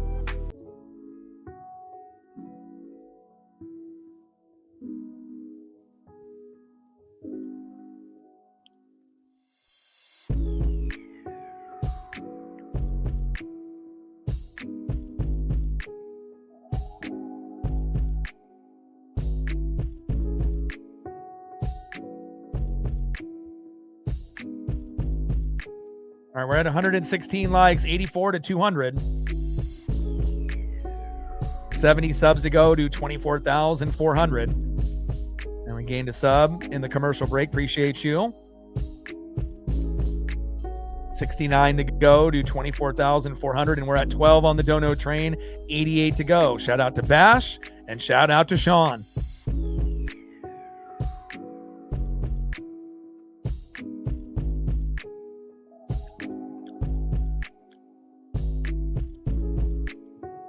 Plenty of time to come back. All it takes is one bad inning, by a pitcher, whether it's the starter or the bullpen, and we can score 1 to 5 runs. So, and again, this is going to be the first time that we're going to go against 3 left-handed starters by one team in a row. That's not happened. And yesterday was depressing, but today, I do believe we're going to come back and win this game. Even if it ends up being 3-2, I think that we will find a way. And I do think we have a very good chance of winning on Father's Day tomorrow. Top of the 6th inning, 2-1 Boston. Sometimes you just got to be patient, especially when you got Refsnyder, Garver, and Connor Joe. You got 3 wasted pieces out of 9. So you have to really rely on JP, Cal Raleigh, Julio, Naylor, Cole Young, and Colt Emerson, to hold it down. You expect nothing out of Refsnyder, Garver, and Joe. And on top of that, can we really rely on the defense, out of Refsnyder and Joe in the outfield? Not really. And Siegler grounds out to second, throw to first, and that is 1 away. Good defense there. Next up is Masataka Yoshida. On deck is Wilyer Abreu. But it definitely shows you how important Luke Raley and Dominic Canzone and Randy Arosarena are, to this lineup. It's like we need to be able to have our best players playing every day. Again, you can't be friends with everyone. You have to be a fucking manager. And that's why I feel like Service and Dan Wilson, they're kind of like, players, coach, they try to be everyone's, buddy and whatnot. And we need more of like a Lou Piniella type. Throw to first after that dribbler, and that is one away.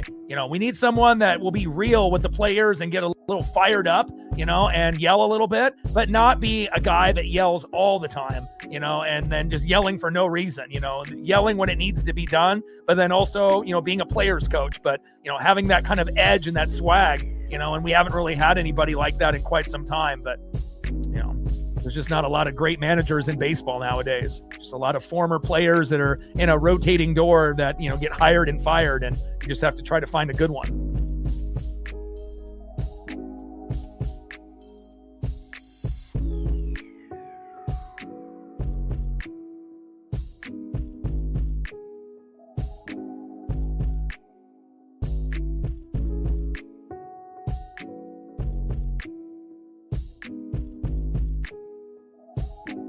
And on a 2-1 pitch, line drive into right in front of Rev Snyder.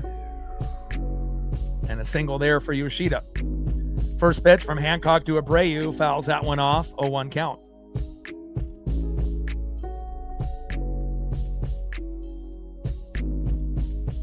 Come on, Emerson.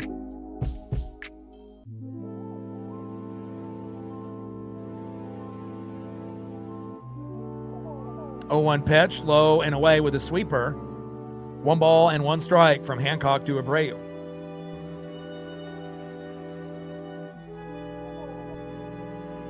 Let's go. We need that Soto mojo.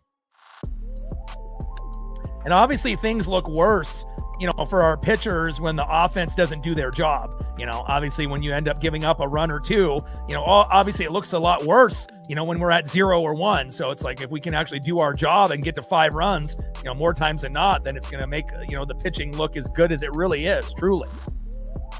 Big swing and a miss, high and inside. 1 ball and 2 strikes to Wilyer Abreu. And Yoshida steals second and safe.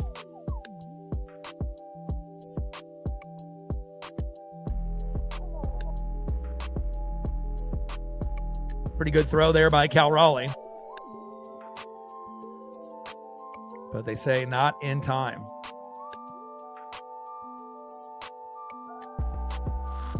Try to up. Let's go, M's.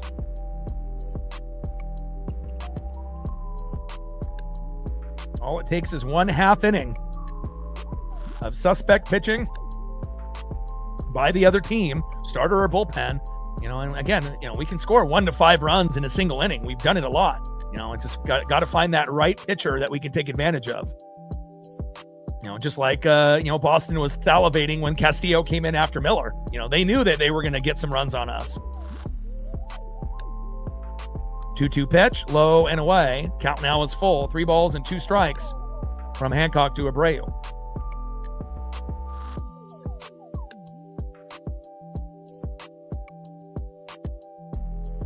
3-2 pitch, popped up and out of play. Sinker at 95 miles an hour, low and away. Count is still full. 3 balls, 2 strikes. Runner at second, Yoshida, with 1 out. Top of the 6th inning, 2-1 Boston. Got to keep it 2-1. 3-2 pitch. Little dribbler towards first and foul. Count still remains 3 balls and 2 strikes with a runner at second and 1 out. But again, Miller has been really impressive this year. Hancock has been really impressive. Wu had a little bit of a hiccup, but has been overall pretty damn good. And obviously Kirby has been kind of a shocking surprise how bad he's been the last 4 or 5 starts, right? And Gilbert started off shitty, has gotten a little bit better, and Castillo is just garbage. I hate to say that, but it's just true. And that's a walk there to Abreu. Runners at first and second with 1 out, and we're going to need another double play to bail out Hancock, it looks like. Next up is Wilson Contreras, and we got a mound visit there by Cal. On deck will be Jaron Duran, but hopefully we can get a slow dribbler out of Contreras up the middle. We get a double play, just like we did before from JP or Colt Emerson to Cole Young to Josh Naylor, and then we can still keep this game in reach with a 2-1 deficit. But great time to be able to, have a little bit of a mound visit, and that's why it's so important to have Cal on the team catching rather than Garver or Pareda. Even though Pareda did a pretty damn good job, filling in, much better than Garver. And he's only at 72 pitches, and Early's at 77, so both guys can go a little bit longer.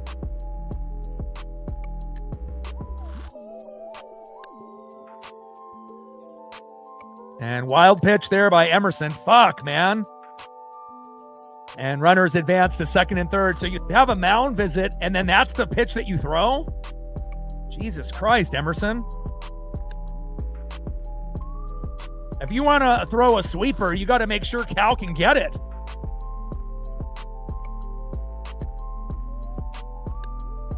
You're going to throw a pitch like that, throw it with nobody on base, not with runners at first and second, now runners at second and third.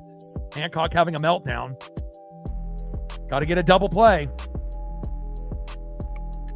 1-0 pitch, low and at the knees. 2 balls and no strikes to Wilson Contreras. Got to find a way to get these outs, otherwise we're going to end up being down 4-1. 2-0 pitch, high and inside. 3 balls and no strikes to Wilson Contreras. We're going to need a miracle here. Come on, Emerson. You were really good for the first 3 innings. Had a meltdown in the 4th. Didn't give up anything there. 3-0 pitch. And now we got fucking bases loaded. Yikes. With 1 out. And again, with all the injuries that we have, with no Crash, no Cooper Criswell, no Carlos Vargas. Those guys aren't going to be available until August. Hoppy is fucking terrible. Mooney is not really reliable yet. It's like you got Nick Davila. And then you got to hope that, Jose Ferrer, Eduard Bizardo, and Gabe Spire can get the job done. But, it's like we only have a few guys that are reliable, and that's it for Emerson Hancock. And now we got Jose Ferrer coming in, and hopefully Jose will bail us out of this jam that Emerson put us in.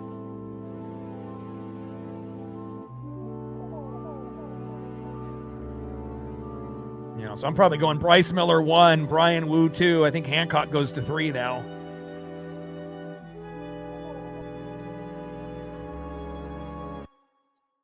And then obviously Logan Gilbert 4. And then I guess for the time being, you got Kirby and Castillo at the very bottom, based on how they've pitched lately.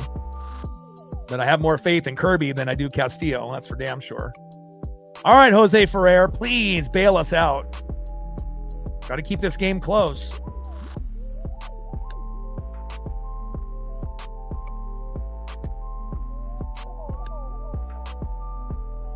All right, Jose Ferrer coming in.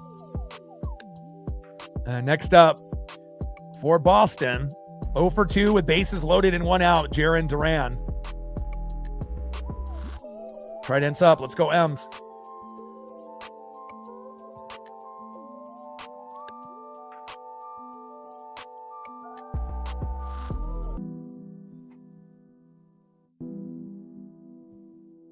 $69 subs to go to 24,400.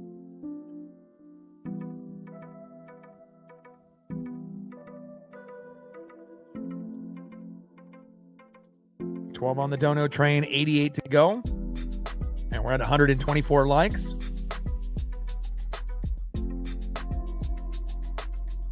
$76 to 200.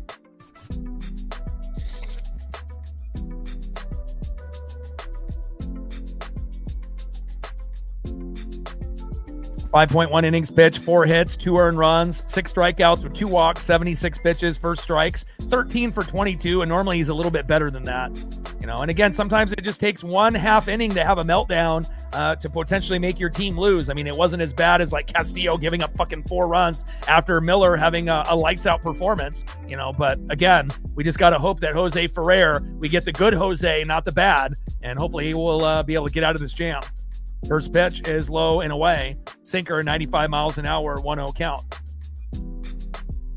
We got a better chance of getting out of the jam with Cal calling the pitches rather than, the pitchers calling them over Garver and Pareda.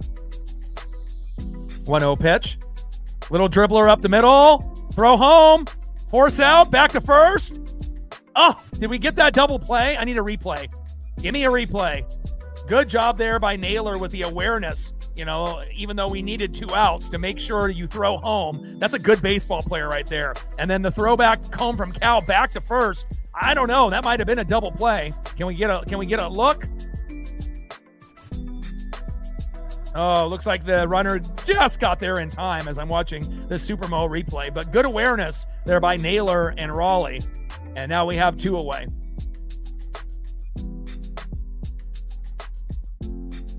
All right, bases loaded still for Caleb Durbin. First pitch from Ferrer to Durbin. Big swing and a miss, 0-1 count. We got to find a way to keep this game 2-1. And I think Jose can do it. Come on, Jose. Top of the 6th, bases loaded with 2 outs. 2-1 Boston. Great defense there by Naylor and Cal.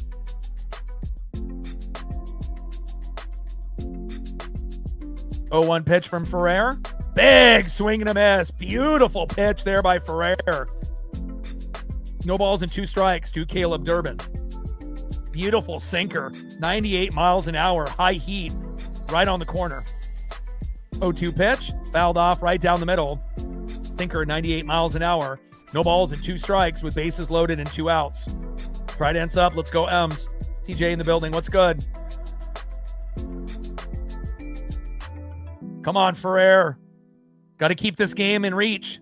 Got to keep it 2-1, not 3-1, 4-1, or 5-1. And hopefully they'll swap pitchers, bring in a righty, and we'll start to rake. Bring in Canzone. 0-2 pitch, popped up, and out of play. Sinker, 98 miles an hour, low and at the knees.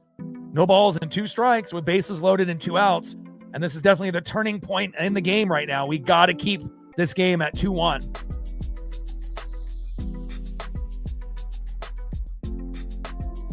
Oh, 2 pitch, low and at the knees. Sinker missing there. 98 miles an hour, 1 ball and 2 strikes to Caleb Durbin. Jose Ferrer on the mound, Caleb Durbin in the box. Come on, Jose. Trident's up. Let's go Ems. I believe you can do it. 1-2 pitch. High and away. Slider 87 miles an hour. 2 balls and 2 strikes with bases loaded and 2 outs. All sinkers for the first 5 pitches and then a slider. 2-2 pitch. Fouled off low and at the knees. Count still remains 2 balls and 2 strikes to Caleb Durbin. Just got to get a pop-up or a ground ball here, unless we can get that big punch out.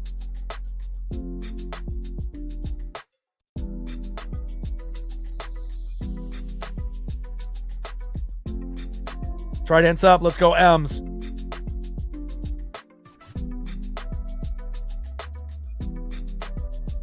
Two pitch. Fuck. Wild pitch. And Abreu ends up scoring. Jesus, Jose. And now it ends up being 3-1 Boston. Come on. These wild pitches are killing us. Hancock with a wild pitch. Ferrer now with a wild pitch.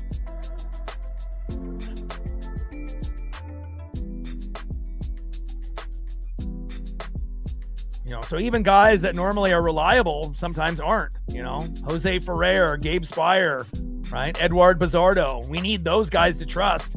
And honestly, the guy that's probably the most trustworthy right now is AAA Nick Davila. And that's not a joke. Runners now at second and third. Got to keep it within a 2-run deficit then. 3-2 pitch. Popped up. Naylor's looking for it and out of play. Lands into the 5th row. Count still is full. 3 balls, 2 strikes. Runners at second and third and 2 outs.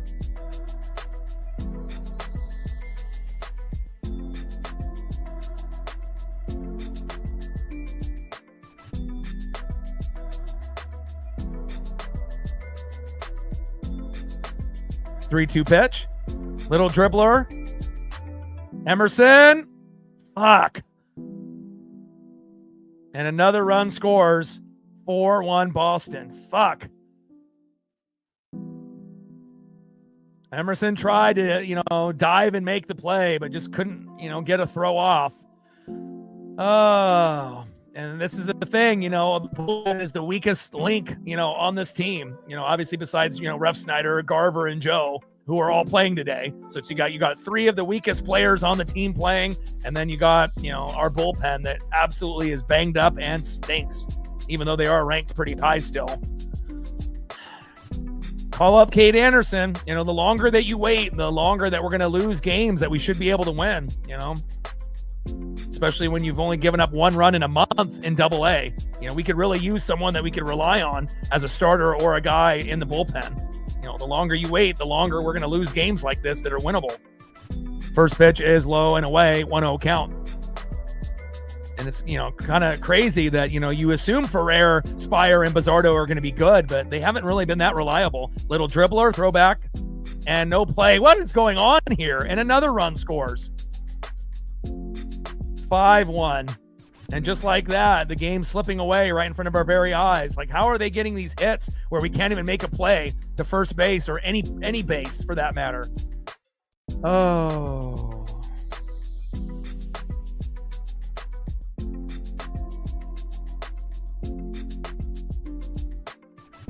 And Ferrer, doing his best impersonation of Luis Castillo. Not ideal.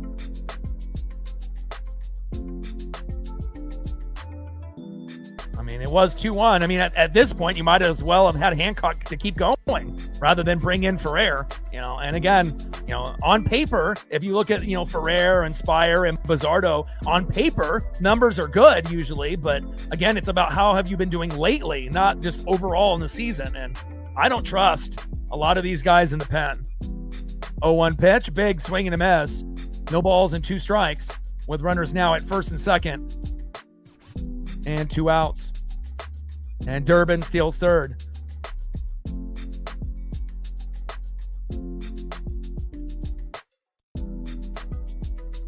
Once the righty pitcher comes in, we'll be able to get a few runs, but again, we need to get a meltdown so we can match the meltdown that Ferrer just had. Not ideal. Meltdown by Castillo yesterday, meltdown by Ferrer today. 0-2 pitch, low and at the knees, 1 ball and 2 strikes with runners on the corners at first and third and 2 outs. Unacceptable.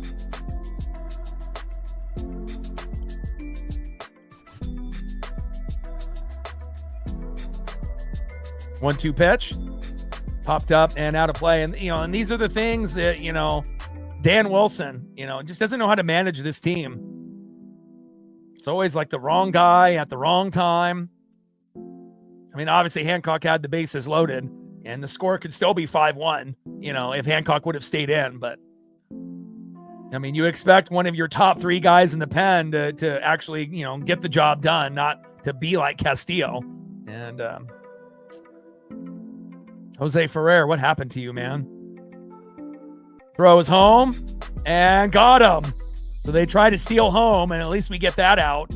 If we ended up getting that run to score, it's already demoralizing when we were at a 2-1 deficit. Now it's 5-1. But again, now we just got to chip away and just hope that they'll swap pitchers sooner than later. And then we can end up getting a righty to come into the game. But the problem is that Early is only at 77 pitches. So he's going to end up going, for at least another inning or 2. And then that would only leave us 2 innings left. And again, we saw Julio, give us a little bit of magic late, and, we can hit home runs and score 1 or 2 runs in the last 2 innings. But we got to find a way to get Early, roughed up slightly to get 1 or 2 runs on him and then 1 or 2 runs on the bullpen. But very disappointing there by Jose Ferrer. I wish I could say I trust you and I like you, but I can't say that. All right, let's go to the bottom of the 6th. And now it's time for the bats to wake up. We need a rally. Next up, 1 for 1 with a walk. Catcher, big dumper, Cal Raleigh. We need a home run or something. Batting second, 0 for 2, center fielder Julio Rodriguez. And batting third, 1 for 2 with an RBI, first baseman Josh Naylor. 3 really good players. Got to find a way. Trident's up. Let's go, M's. Just disappointing, when the pitching, which we're known for, having good pitching and a good bullpen, ends up doing that. Especially when the, bats have not been able to get going yet. If the score right now is 5-3 or 5-4, it's not as big of a deal, But when you're at 5-1, it's going to make it tough.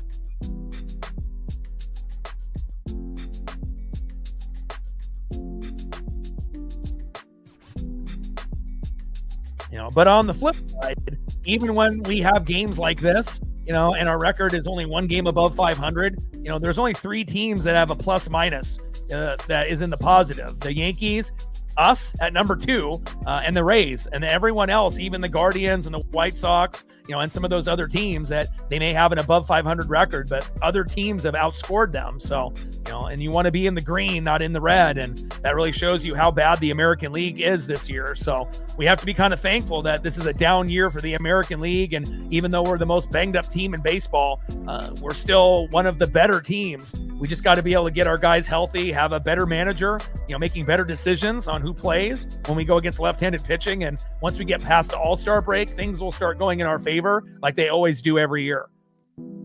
First pitch from early to big dumper, fouls that one off with the check swing, 0-1 count. Now we just have to try to chip away and try to get a run or 2 in this inning, a run or 2 in the 7th, and then a couple obviously in the 8th and the 9th, and then hope that we don't give up any more. But, based on the bullpen, your guess is as good as mine.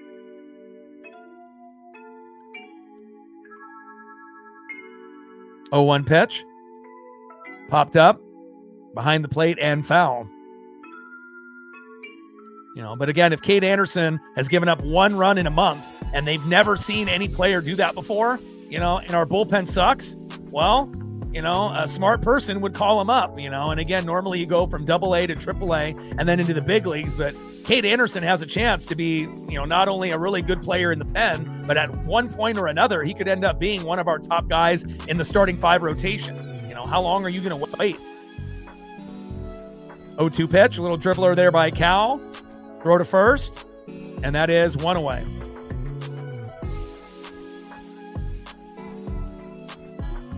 Next up for the Mariners, center fielder in the 3-hole, Julio Rodriguez. On deck is Josh Naylor.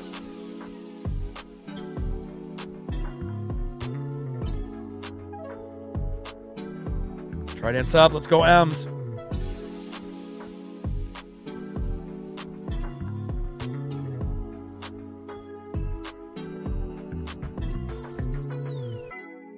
First pitch is high and inside, 4-seam fastball, 1-0 count. Red Sox are challenging, and call is overturned. No balls and 1 strike with nobody on and 1 out, bottom of the 6th. We're down by 4. Again, you just got to chip away. Realistically, you're not going to get all 4 runs back immediately unless a righty pitcher comes in and, they have a meltdown. So just got to be able to be positive and try to chip away the best that we can. 0-1 pitch. Takes a strike looking low and away. No balls and 2 strikes from early to Julio Rodriguez.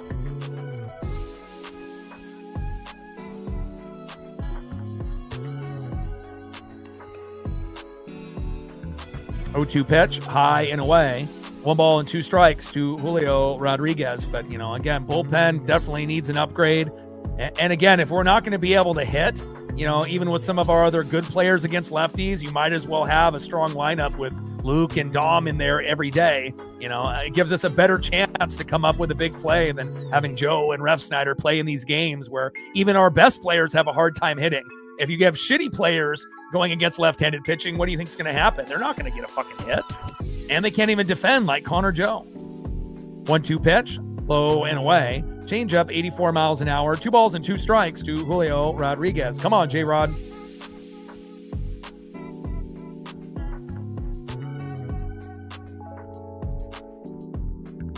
Two pitch.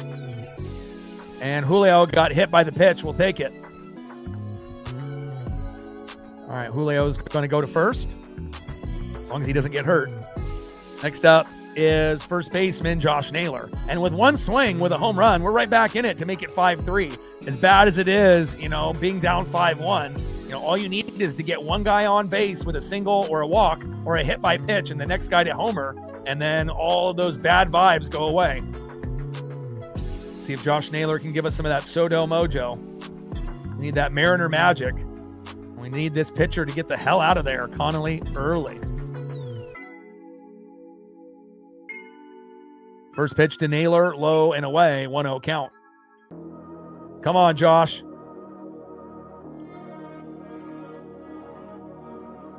Connolly early on the mound. Josh Naylor in the box. Let's go, Josh. Josh can start a rally for us. 1-0 pitch.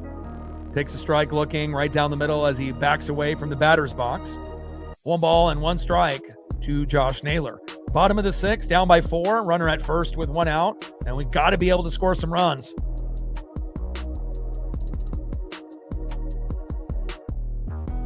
1-1 pitch. High and inside, almost hits Naylor in the head. And with the check swing, trying to get out of the way, gets called for a strike. 1 ball and 2 strikes to Josh Naylor.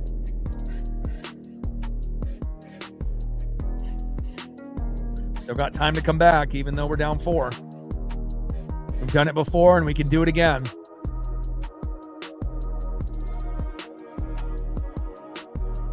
Come on, Naylor. Single, double, home run, walk, hit by pitch, as long as you don't get hurt.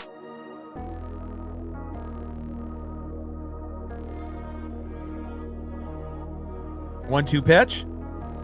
Check swing. Did he go? And they say he went around. Damn it. And that is 2 away.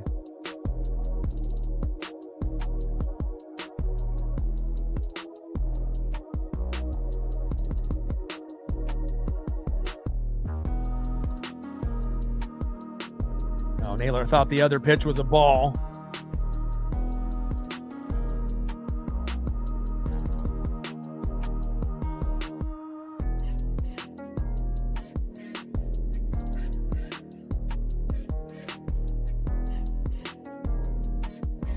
Next up is Rob Refsnyder. And now we got Dan Wilson talking to the ump on the pitch that was high and inside that almost hit him, and they called strike on that. Kind of awkward to, have a check swing when you're trying to dive out of the way, from getting hit in the head, and then you get called for a strike on a play like that. But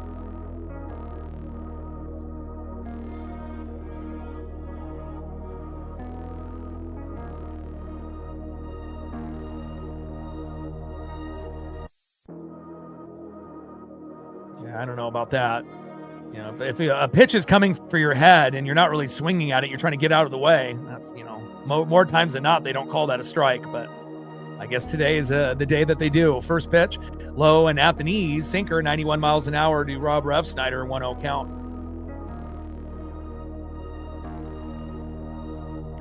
We do. It's a small chance, but we do have a chance. 1-0 pitch, takes a strike, high and away. 1 ball and 1 strike to Rob Refsnyder. I mean, we got to get rid of some of the shitty, at-bats and players. Get rid of Refsnyder, get rid of Joe, get rid of Garver, and bring in some better options. If we can get a right-handed pitcher to come in, we could come back in 1 single half inning. But early, the starter's still in there.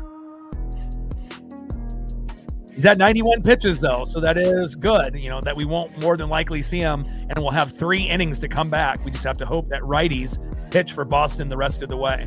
That'll be the only way we come back. 1-1 pitch. Little dribbler towards third and foul.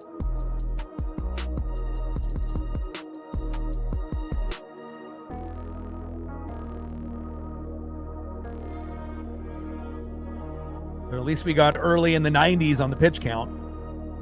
At least something to be kind of positive about. And Refsnyder could still get hit by a pitch or take a walk. Better chance getting on base that way than actually getting a hit. And once in a blue moon, he will get a single, a double, or a home run. But it's like once every, 20 games, or something of that nature. So he's only got a couple hits in like 50 fucking games. Not good.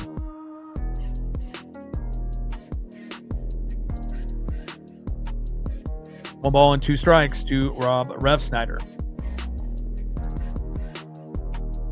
1-2 pitch. High and away. And stolen bag. Safe. Let's go. Great job there by Julio Rodriguez with that stolen bag. Now we got a runner in scoring position with a 2-2 count. Great stolen bag there by Julio Rodriguez.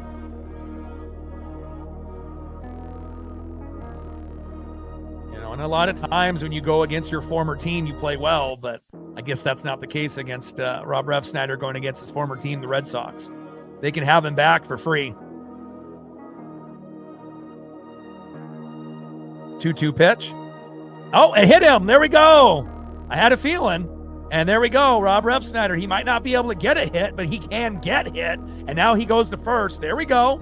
So now we got Refsnyder getting plunked, and we got Julio at second. Here we go. And now we have a guy that actually can get a home run or an RBI. Here we go. Next up, second baseman Cole Clutch Young. And with one swing, the game could be 5-4. Let's go, Cole. Let's see if they end up making a pitching change and they get early out of the game. And hopefully they bring in a righty, and then Young can start something special here for us. And Young is pretty clutch in the 6th inning, 7th inning, 8th inning, and 9th inning. So, and they do have a righty warming up in the pen, which is great. It looks like they're going to keep early out there. And let's see if Young can make early pay, and then we bring in the righty and make him pay. That's kind of our MO, you know, right at the very end when they're on the ropes, we have to make them pay, and we have to be able to get on the board at 5-2 or 5-3. Then early comes out, the lefty, they bring in the righty, he has a meltdown, and then all of a sudden it ends up being 5-3 or 5-4, and then we still got a few more innings to, you know, get that last run or two. Let's go, Cole. First pitch from early to Young. Takes a strike looking right down the middle, 0-1 count. Let's go.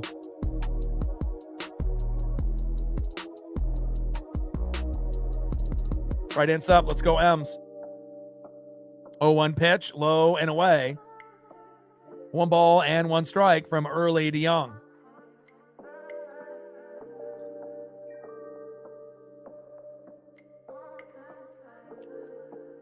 Bottom of the 6th, runners at first and second. Refsnyder at first, Julio at second. 1-1 pitch to Young. Big swing and a miss. Should have taken that pitch. Curveball fooling Cole Young. 1 ball and 2 strikes from early to Young. Come on, Cole. I mean, if there was ever a moment that we needed a little bit of that Soto mojo and that Mariner magic, it's right now. Come on, Cole. 1-2 pitch. And Young pops it up. To be a routine play here in center field, and that is out number 3. Tough. Just couldn't get that ball to drop, and that is out number 3. Let's go to the top of the 7th inning and see who's up next here for the Red Sox.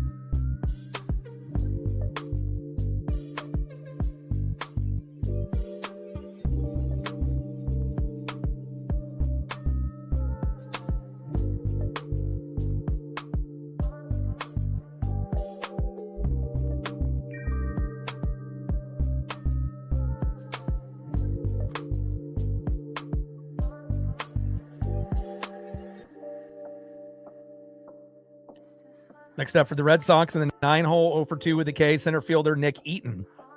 Batting second, 1 for 3 with a run and a K, the former Brewer, second baseman Anthony Siegler. And batting third, 1 for 3 with a K, DHing Masataka Yoshida. Trident's up, let's go M's, and they got to get Ferrer out of there, and then who are they going to bring in?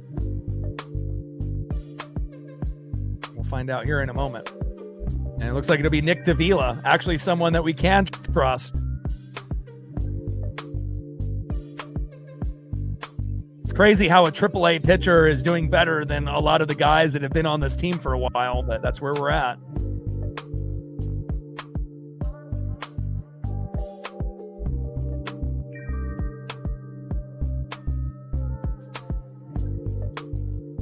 All right, Carlos Narvaez, Nick Eaton, and then Anthony Siegler, based on that last out that happened.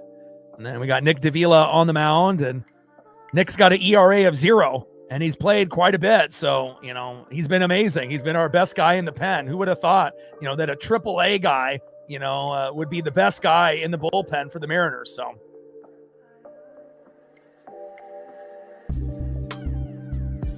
11 games, 8 strikeouts, 7 walks is not ideal, but, you know, still hasn't given up a run. First pitch is high and away, 1-0 count. Top of the 7th, we're down by 4. Just got to try to get 2, 2, and 1. Unless we can have that monster inning, once they end up taking out their pitcher and we get a righty, and then we can score 1 to 4 runs in a single half inning. 1-0 pitch. Another ball to Narvaez. 2 balls and no strikes from Davila to Narvaez. 2-0 pitch. High and inside. Sinker, 95 miles an hour, high and tight. 3 balls and no strikes to Carlos Narvaez. Come on, baby. Come on, Nick. 3-0 pitch. And that is a 4-pitch walk. Come on, Nick.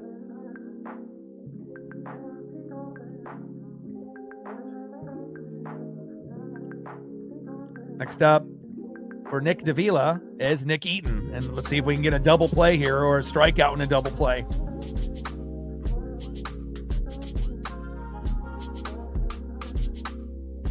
A's losing 6-0. Well, that helps. First pitch finally in there for a strike for Nick Davila. 0-1 count. Let's go, Nick. We can't let them score any more if we have any kind of chance. 0-1 pitch. Whoa. Wild pitch, high and away. Thankfully, Cal got a mid on that. Sinker, 95 miles an hour. 1 ball and 1 strike from Davila to Eaton. Tried ends up. Let's go, M's. 1-1 pitch. There we go. Painting the corner, high and away. Good pitch there to Eaton. 1 ball and 2 strikes with a runner at first and no outs. Top of the 7th, down by 4, but still have time, once we end up seeing some righty pitching. And hopefully they bring in Dominic Canzone. And I don't know if Luke Raley is ready to go back in yet, based on him being sick. The back issue was the first thing, back spasms, and then he got the flu. But, if we could get Luke Raley and Dominic Canzone with an at-bat or 2, that could definitely help us come back in this game. Pitch fouled off right down the middle. 1 ball and 2 strikes to Nick Eaton. 1-2 pitch. Check swing. Did he go? No, he did not. Slider, 89 miles an hour, low and away. 2 balls and 2 strikes to Nick Eaton.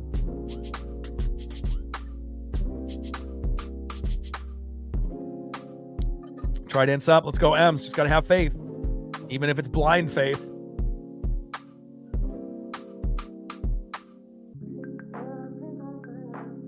Two-two pitch, low and at the knees. Count now is full. 3 balls and 2 strikes to Nick Eaton. Come on, Davila. I know you walk a lot of guys, but you haven't given up a run all year. Got to find a way to get a double play. Time is called.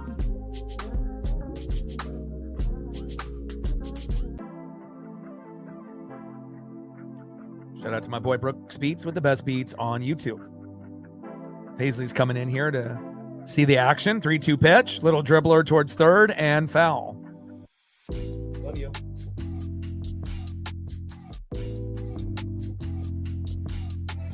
Count is full. 3 balls, 2 strikes, runner at first, no outs. Top of the 7th, 5-1 Boston.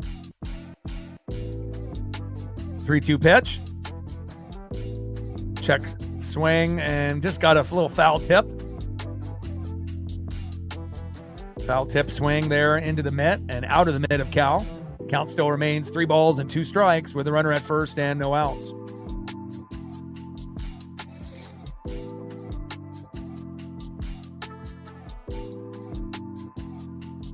Time is called as the fans are fucking doing the wave right when he's about to pitch. Like, know what's going on. Have some awareness there. I get it. The wave is fun, but 3-2 pitch. And another walk there by Davila. Come on, Nick. Oh, gosh, we need some better bullpen options. We need a double play. Come on, Nick.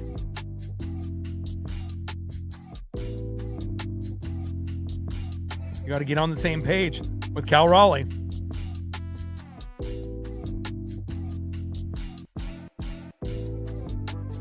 Five runs, 6 hits, and an error for the Red Sox. 1 run, 2 hits, and an error for the Mariners. Just got to find a way to get a double play somehow and some way.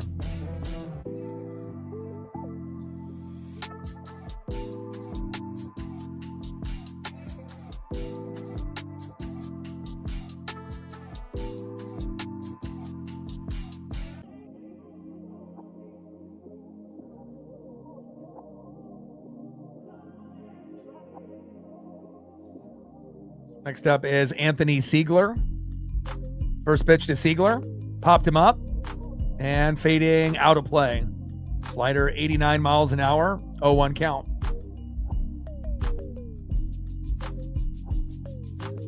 Nick Davila on the mound. Anthony Siegler, the former Brewer, in the box.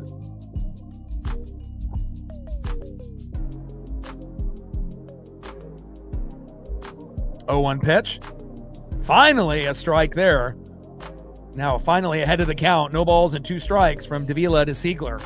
We need a strikeout and a double play, or a double play and a strikeout. Come on, Nick.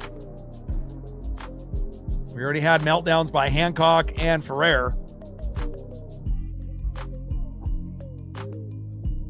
Can't have 3 meltdowns in a row and think you're going to be able to come back.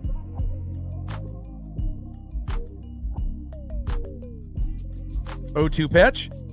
Low and at the knees. Slider missing into the dirt, 89 miles an hour. 1 ball and 2 strikes with runners at first and second and no outs. Top of the 7th inning, 5-1 Boston. Got to find a way. And then we got a Father's Day stream tomorrow at 1:10 Pacific, which I will be live for. Would much rather win 2 games out of 3 than just 1 out of 3 or none out of 3. 1-2 pitch. Popped up and out of play. Into right field. About the 3rd row. 1 ball and 2 strikes with runners at first and second and no outs. Top of the 7th, 5-1 Boston.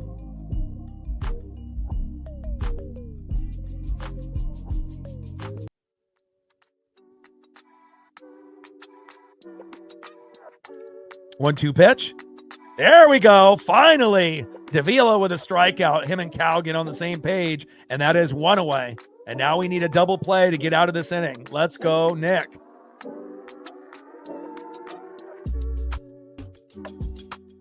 Next up is Masataka Yoshida. I need a slow dribbler up the middle to Cole Young, throw to Josh Naylor, and we get out of this inning. First pitch, low and at the knees with a sinker, 1-0 count. Give me that double play, baby. Top of the 7th, runners at first and second now with 1 out. Beautiful day there in the Pacific Northwest. Great weather in Oregon and Washington today. 1-0 pitch, big swing and a miss. Slider low and away, 87 miles an hour there by Nick Davila, who hasn't given up a run all year, and he's a AAA pitcher, much better than Hoppy and Rucker. And we need him to be well and on point here. Time is called by Cal Raleigh.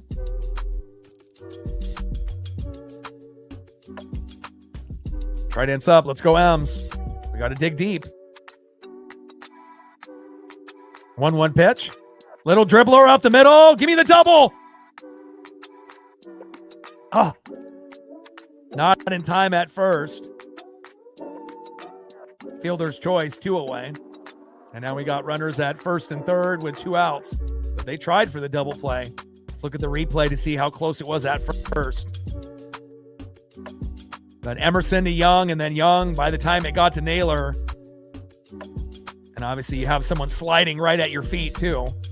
And just couldn't beat out Yoshida, who's got some decent speed. Next up is Wilyer Abreu. First pitch to Abreu, big swing and a miss. 4-seam fastball, 95 miles an hour, high and away. Great pitch there. 0-1 count. Come on, Davila. 0-1 pitch to Abreu. Big swing and a miss again. Here we go. 1 more strike. Let's go. No balls, 2 strikes. Runners on the corners with 2 outs. Keep those runners stranded. The only way that we're going to be able to come back. Let's go, Nick. Lock in with Cal. All day in the building. What's good? 0-2 pitch. Popped him up. Yes. Stay in play. Stay in play. And Julio was there. Got him. Throwing up the X like I'm DX and I'm like Road Dogg or Badass Billy Gunn. Let's go. Nice job there by Julio Rodriguez. We leave those runners stranded, and Nick Davila still hasn't given up a run all year. Crazy how a AAA pitcher can be better than Jose Ferrer, better than Matt Brash, better than Eduard Bizardo, better than Gabe Spire. It's just wild. Great job. Even though you have walks, The main thing is not letting guys score. Great job there by Nick Davila. And now we have a 4-run deficit instead of a 5 or 6 or 7. But now we need some of the bats to come alive. And let's see where the pitch count is at. 98 pitches. So obviously early is done. Bring in the righty and let's swap out Garver for Dominic Canzone. Or Luke Raley if he's healthy enough to go. But at the moment, it's going to be Mitch Garver, Connor Joe, and Colt Emerson. So I'd rather have this be Dominic Canzone, and then I would have this be, if Luke Raley is still sick, have this be Victor Robles, and then go Colt Emerson. We got to make a swap. We got to get Garver, Joe, and Refsnyder out of the fucking game.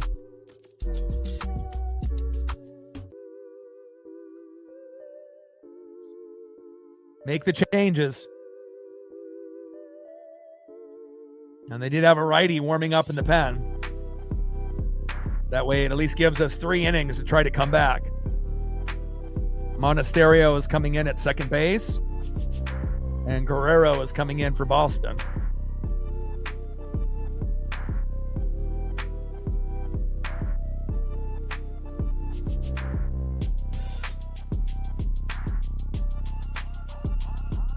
Tayron Guerrero, the righty, is coming in.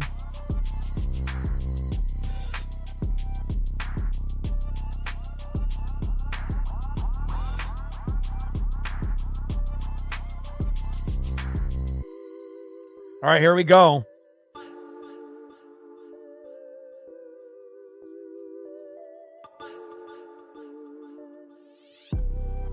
But there should be no reason at this point, if we have righties, that Refsnyder and Garver and Joe play the rest of the game. And Luke Raley is playing. Let's go. We got Luke in the game, and hopefully Dom and Victor will join him as well. And I know Luke has been a little under the weather, but great to see Luke Raley finally playing.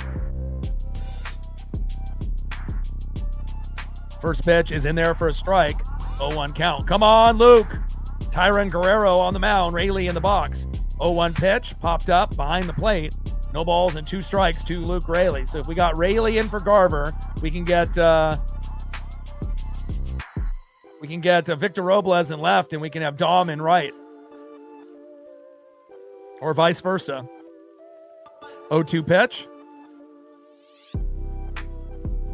Incoming here to Luke Raley. And that ends up being a ball, thank God. 1 ball and 2 strikes to Luke Raley. Come on, Luke.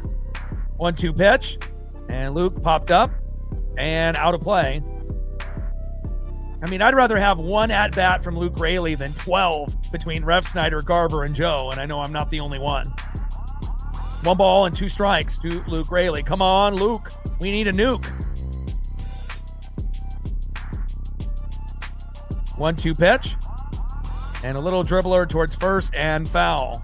And Raley had back spasms where he was out for a couple games and then had the flu. But I'm so happy that he's back. And obviously for the Father's Day game tomorrow, don't go with any of these shitty players.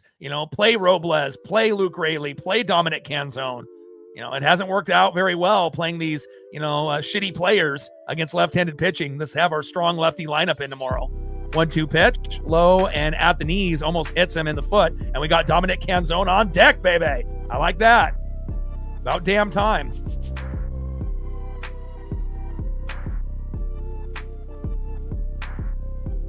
We need a meltdown by Tayron Guerrero.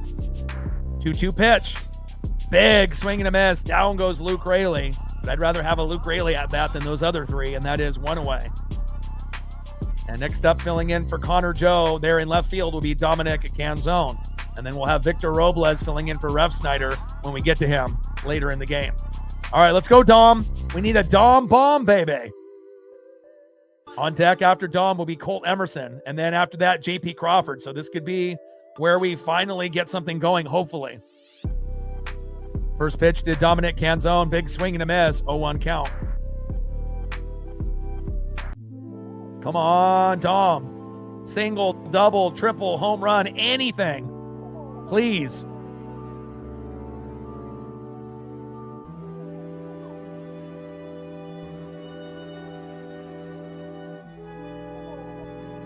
0-1 pitch, low and at the knees. 1 ball and 1 strike from Guerrero to Canzone. We need a Dom ball, baby. 1-1 pitch. And Canzone. Oh my God, are you kidding me? How did he catch that? Monasterio just entered the game. Line drive, and Dom can't catch a break. Brutal. I thought for sure that was going to end up scooting through into the outfield, but Monasterio making a diving catch. Unbelievable. Are you kidding me? What are the chances of a guy subbing into the game moments ago and then making that play on Dom? Brutal. What a lucky play there by Monasterio. Next up is Colt Emerson. First pitch is high and inside, 1-0 count. Mike in the building, what's good? Dave in the building, what's good? Rough one today, just like yesterday. 1-0 pitch. In there for a strike looking. 1 ball and 1 strike to Colt Emerson.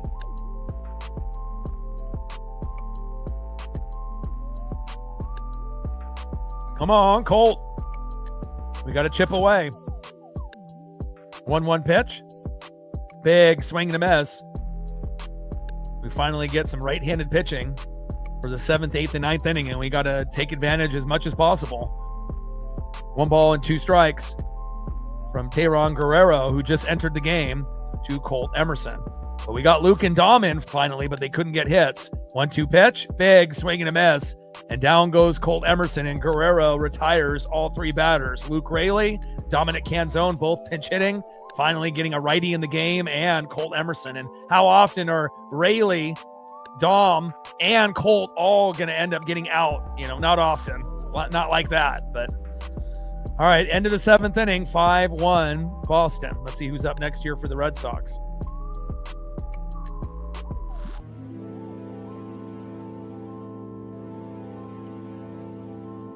Next up in the 4-hole, 0-for-2 with a run, base on ball and a K, first baseman Wilson Contreras.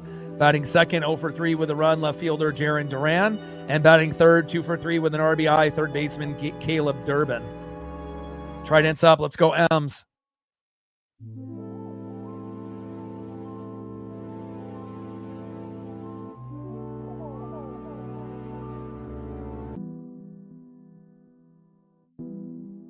$69 subs to go to 24,400.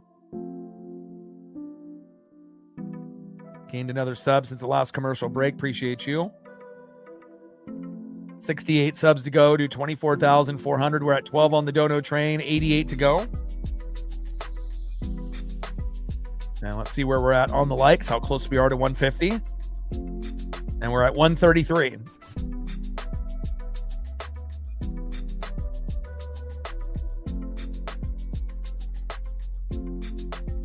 $17 more to 150.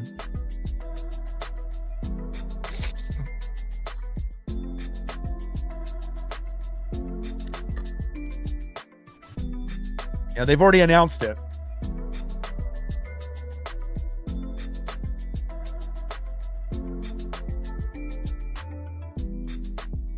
Top of the 8th, 5-1 Boston.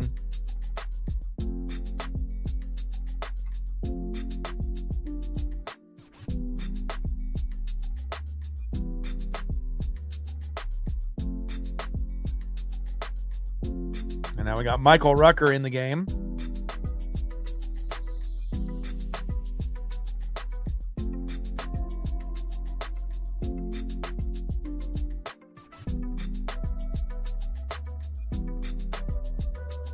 First pitch from Rucker to Contreras is in there for a strike, swinging right down the middle. 0-1 count. Let's go, Michael. 0-1 pitch. Low and away. 1 ball and 1 strike to Wilson Contreras.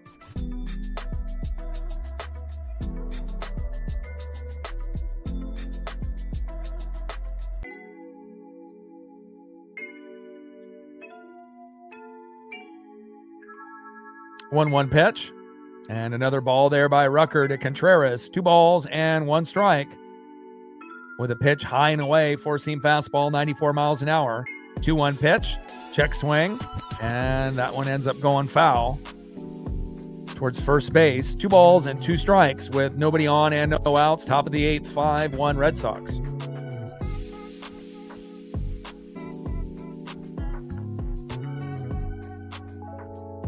Two pitch. And Rucker hits Contreras on the shoulder. Not ideal. Come on, Rucker.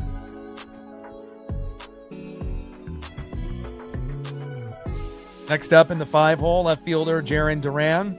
On deck is Caleb Durbin. Come on, Rucker.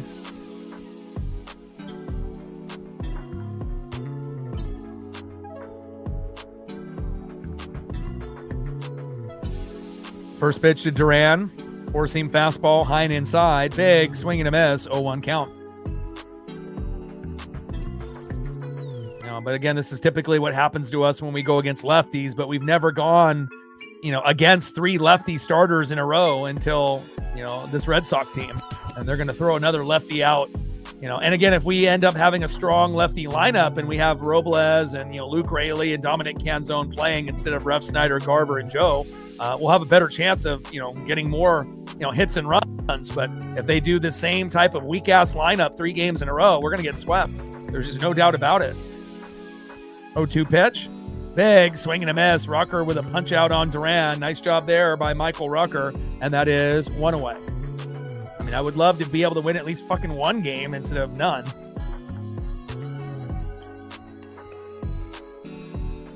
Well, we're still a World Series contender. I mean, there's only 3 teams that have a plus-minus that are in the positive in the American League, and Mariners are actually number 2. Yankees are 1, Mariners are 2, and Rays are 3, so...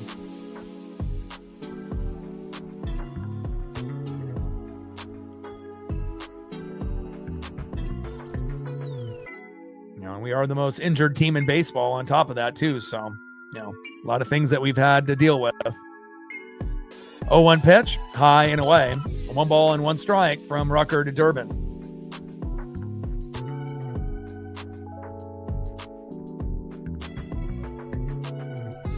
One pitch.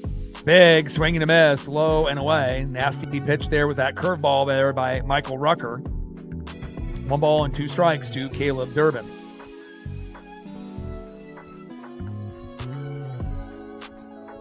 Yeah, but the American League is not very good. You should know that. 1-2 pitch, little slow dribbler towards third. J.P. Crawford is there. And not in time for the double play.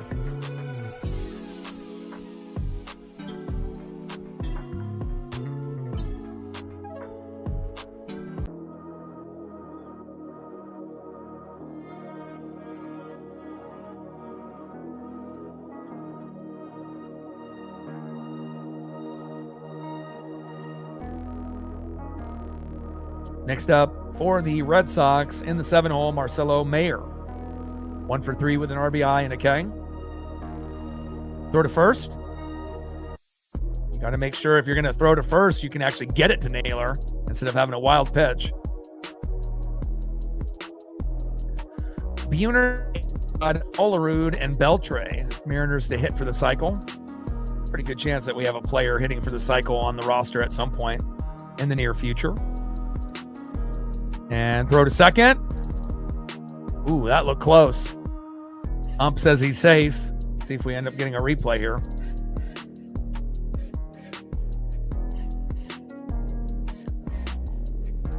And Durbin stole second.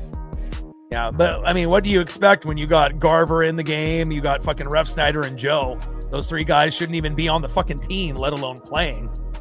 And you had Johnny Pereda and Miles Mastrobuoni as better options. But again, that's the front office and the manager being dumb, It's like if you have certain guys that are on the team and you choose the worst player out of the 2, I mean, what do you expect to happen, And obviously a good manager wouldn't keep splitting like this, let alone the piggyback. But again, doing the splits obviously does not work, especially when you got right-handed hitters that are shitty. They can't hit against righties or lefties. What would make you think that they could do it here? Pitch fouled off, high and away. No balls and 2 strikes to Marcelo Mayer. 0-2 pitch, big swing and a miss. Good job there by Rucker. And now we got 2 innings to make up 4 runs. Got to get 2 runs here in the 8th and 2 in the 9th.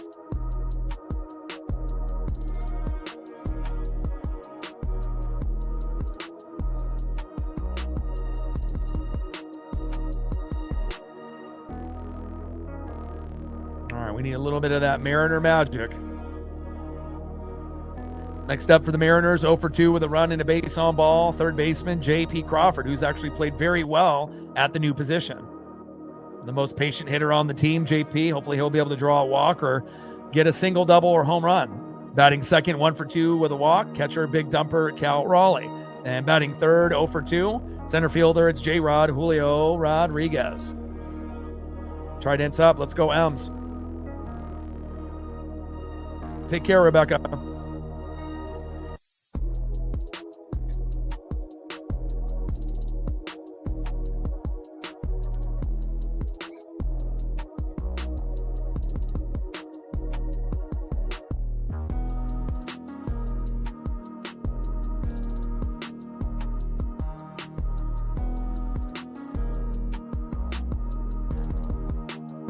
Now Whitlock is coming in.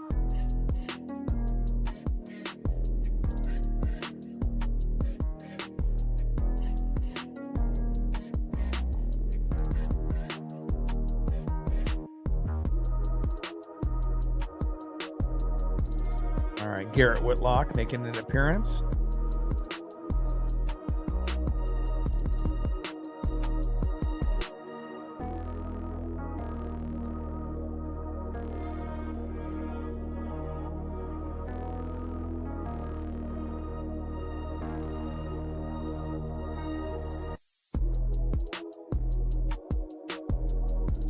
Good job there by Michael Rucker. And Garrett Whitlock is a righty, so this will give us a chance.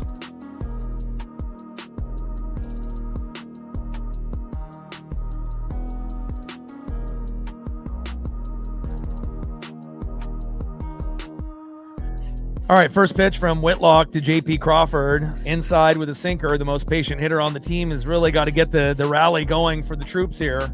1-0 count. Come on, J.P. 1-0 pitch. High and inside. 1 ball and 1 strike to J.P. Crawford. Take care, Rebecca. Shout out to our female audience as well as all our new subs and everyone watching in the United States, Canada, Mexico, South America, Asia, and beyond. 1-1 pitch, low and away. 2 balls and 1 strike to J.P. Crawford. Just need a meltdown by Whitlock and whoever comes in the 9th. Come on, J.P. Got to get on base, even with a walk. You know, get the party started like we did in the early portion of the game. 2-1 pitch, little blooper, and that is 1 away. Tough break there for J.P. Next up for Garrett Whitlock. In the 2-hole, catcher, big dumper, Cal Raleigh. On deck is Julio Rodriguez. I mean, this would be a great time for back-to-back home runs if we could get them to cut the lead into 5-3. Come on, Cal. Come on, Julio. If there was ever a time we needed home runs, it's now. But at this point, I would take anything, even singles. Just keep the game going. First pitch is high and inside, 1-0 count. Come on, Cal. Come on, Julio. 1-0 pitch from Whitlock.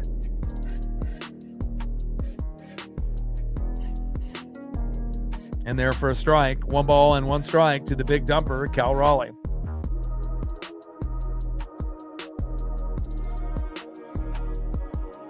One pitch popped up behind the plate to the T-Mobile bricks. 1 ball and 2 strikes to the big dumper, Cal Raleigh. You know, but again, we've got to have Luke Raley and Dominic Canzone play every day. You know, you're doing a disservice to this team when they're not playing every day, and we really need Randy back. You know, we haven't had Donnie for ages. You know, could really use those players. It's hard to win when you got, you know, 3 or 4 starters that aren't playing every day or that are hurt. You know, not having Brandon Donovan, Randy Arozarena is really killing us, but, you know, just as much as not having Luke Raley and Dominic Canzone playing every day, considering they're 2 of the best players on the team, you know, hitting and defending. But that's Dan Wilson for you. Pitch fouled off, high and away. 1 ball and 2 strikes to the big dumper, Cal Raleigh. Come on, Cal. 1-2 pitch. Big swing and a miss. Getting fooled on that pitch by Whitlock. Slider low and at the knees. Down goes Cal, and that is 2 away. Come on, Mariners. Next up is Julio Rodriguez. Garrett Whitlock on the mound. Julio in the box. We need some late inning heroics like he did last night with that home run. Come on, Julio. First pitch from Whitlock to Rodriguez. Takes a strike looking, high and away. 0-1 count. If he hits a home run here, it'd be home run number 15 on the year. He's at 14, I believe. 0-1 pitch from Whitlock. Tried to jam him and did. And that goes foul. No balls and 2 strikes to Julio Rodriguez.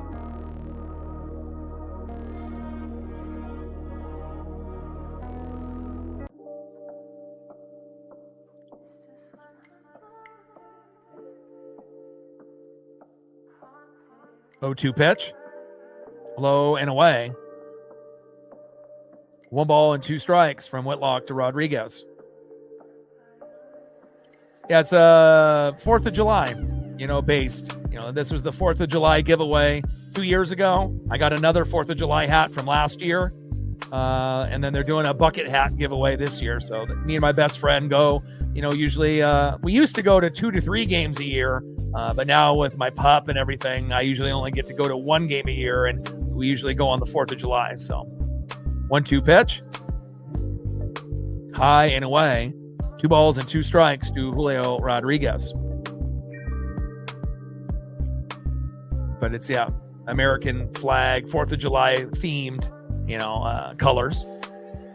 2-2 pitch, a little blooper into right. And that is out number 3. Tough break there for the Mariners in the bottom of the 8th. Now we go to the top of the 9th, and we'll see who's up next year for the Red Sox.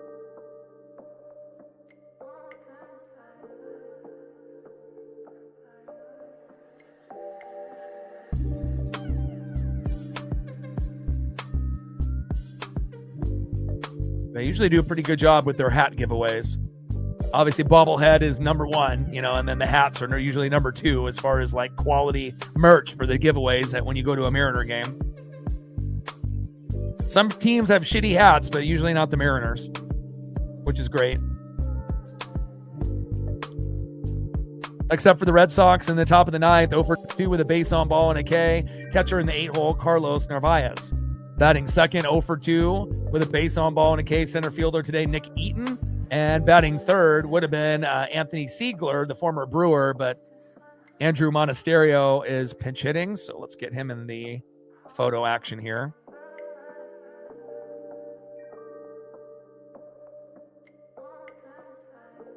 And now they got Hoppy, one of the worst players in the pen, coming in. All right, so Monasterio is coming in for hitter number 3. And now we got to get the Hoppy photo up. And right now, Hoppy is a AAA pitcher that's probably the worst in the pen, or one of the worst, if not the worst. And things are not that great when you have to go with 3 guys that are AAA pitchers, And again, Cade Anderson would mop the floor with a lot of these guys. And honestly, I think Cade would be our best bullpen option over even Bizardo and Ferrer and Spire. He's given up 1 run all month. No pitcher for the Mariners has ever done that on any level. So, it's just a matter of time that we can get someone actually that can get outs and then eventually be a starter on this team.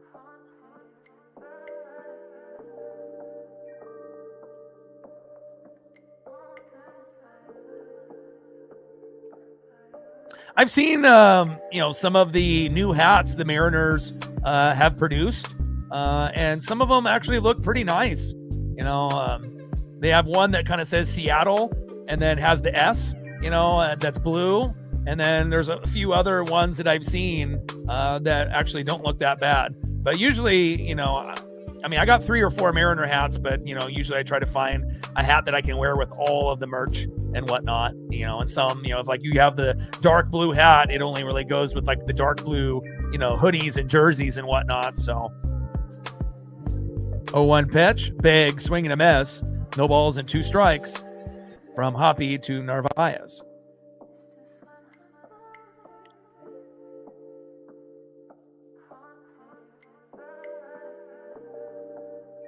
0-2 pitch.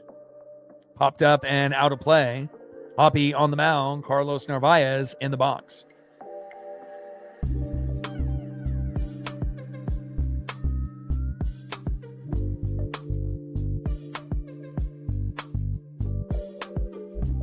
O2 pitch. Big swing and a miss, and that's the good version of Hoppy actually getting a punch out. Nice job there by Hoppy, who normally pitches low and into the dirt and has had a rough time lately, but gets a punch out on Narvaez. Good job, and that is one away. Next up is center fielder in the 9-hole, Nick Eaton, and then on deck again, like I mentioned, would have been Siegler, but now it's going to be Andrew Monasterio. First pitch is low and away to Nick Eaton. 1-0 count. And we will be live for Father's Day. I am going to see my dad tomorrow in the morning. We're going to go to a Black Bear Diner and get a big breakfast. And then I'll be able to do a couple walks with the pup. One early, probably around 6 or 7 a.m. And then another one probably around 11, 11:30. And then I'll be ready in time at 1 o'clock for the 1:10 first pitch tomorrow on Father's Day. And then we have the day off on Monday. And then we start a series, I believe, on the road against the Pittsburgh Pirates starting Tuesday. 1-1 pitch, fouled off, right down the middle. 1 ball and 2 strikes from Hoppy to Eaton.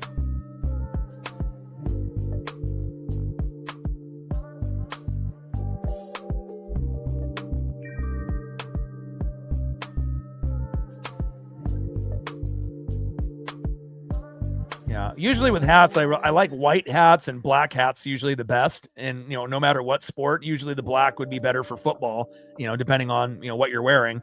2-2 pitch, big swing and a miss, and another punch out there by Hoppy. Great job. And that is 2 away. But usually I don't buy hats. Normally I'll try to get them, with the giveaways and the games that I go to. I mean, unless it's something really, really spectacular, I'm more likely to buy like a beanie, rather than a hat. But, because hats used to be $20, snapback or pro back, but now it's like you're paying $50 to $60 for a hat, and that's a little out of my price range. Unless it's like I fall in love with it,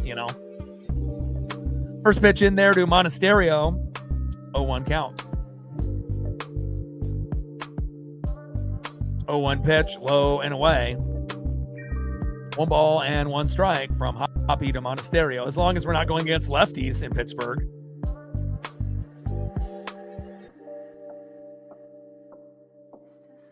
One pitch, popped up and out of play.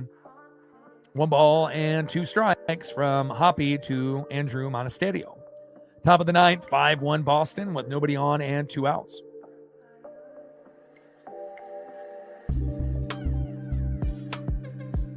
One-two pitch. Hard hit ball in the right field, out of play. 1 ball and 2 strikes from Hoppy to Monasterio.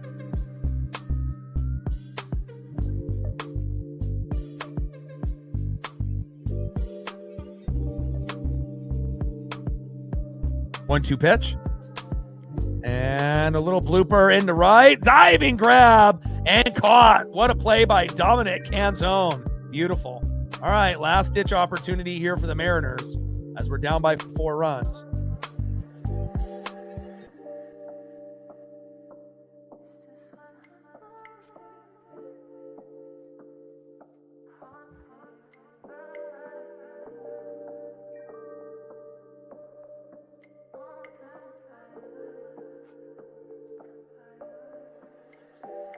And this hat here is the 4th of July hat that I have on, is from 2 years ago against the Orioles, and this was the giveaway from last year.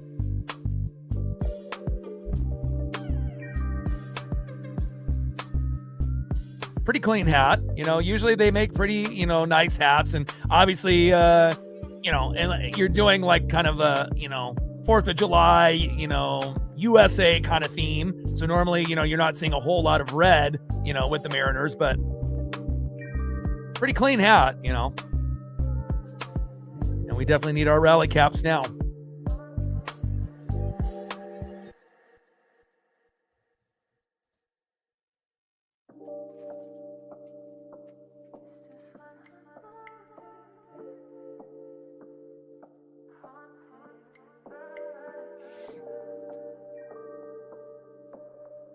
All right, let's see who's up next here for the Seattle Mariners. Next up in the 4-hole, first baseman Josh Naylor. And then I would assume instead of Rob Refsnyder, this will be Victor Robles. So let's get that prepared to see if that's where they go.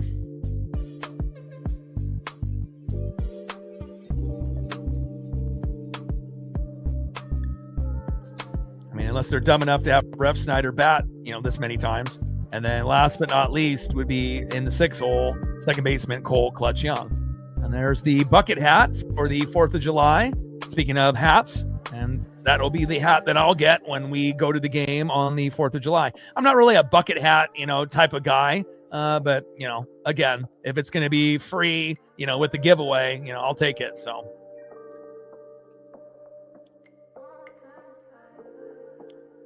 Trident's up. Let's go M's. But definitely the hat that I have on now is probably one of the best hat giveaways they've had ever. Little slow dribbler by Naylor, throw to first, and that is 1 away. Would have liked to see Naylor kind of work the count there, but this looks like the Mariners have checked out. They're thinking about tomorrow already and Father's Day. And they still got Refsnyder in there. Unbelievable. God, Dan Wilson, you are pathetic. All right, so you got Rob Refsnyder up next, and then Cole Young. Can't even get Robles in the game, huh?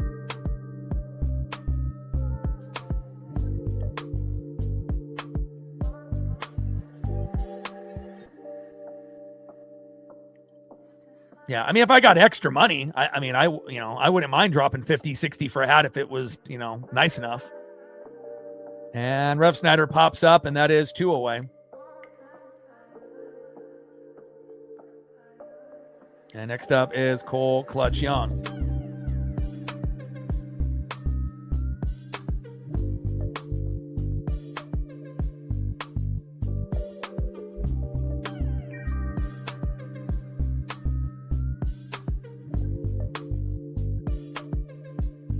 But the 50th anniversary patch on the side is pretty cool.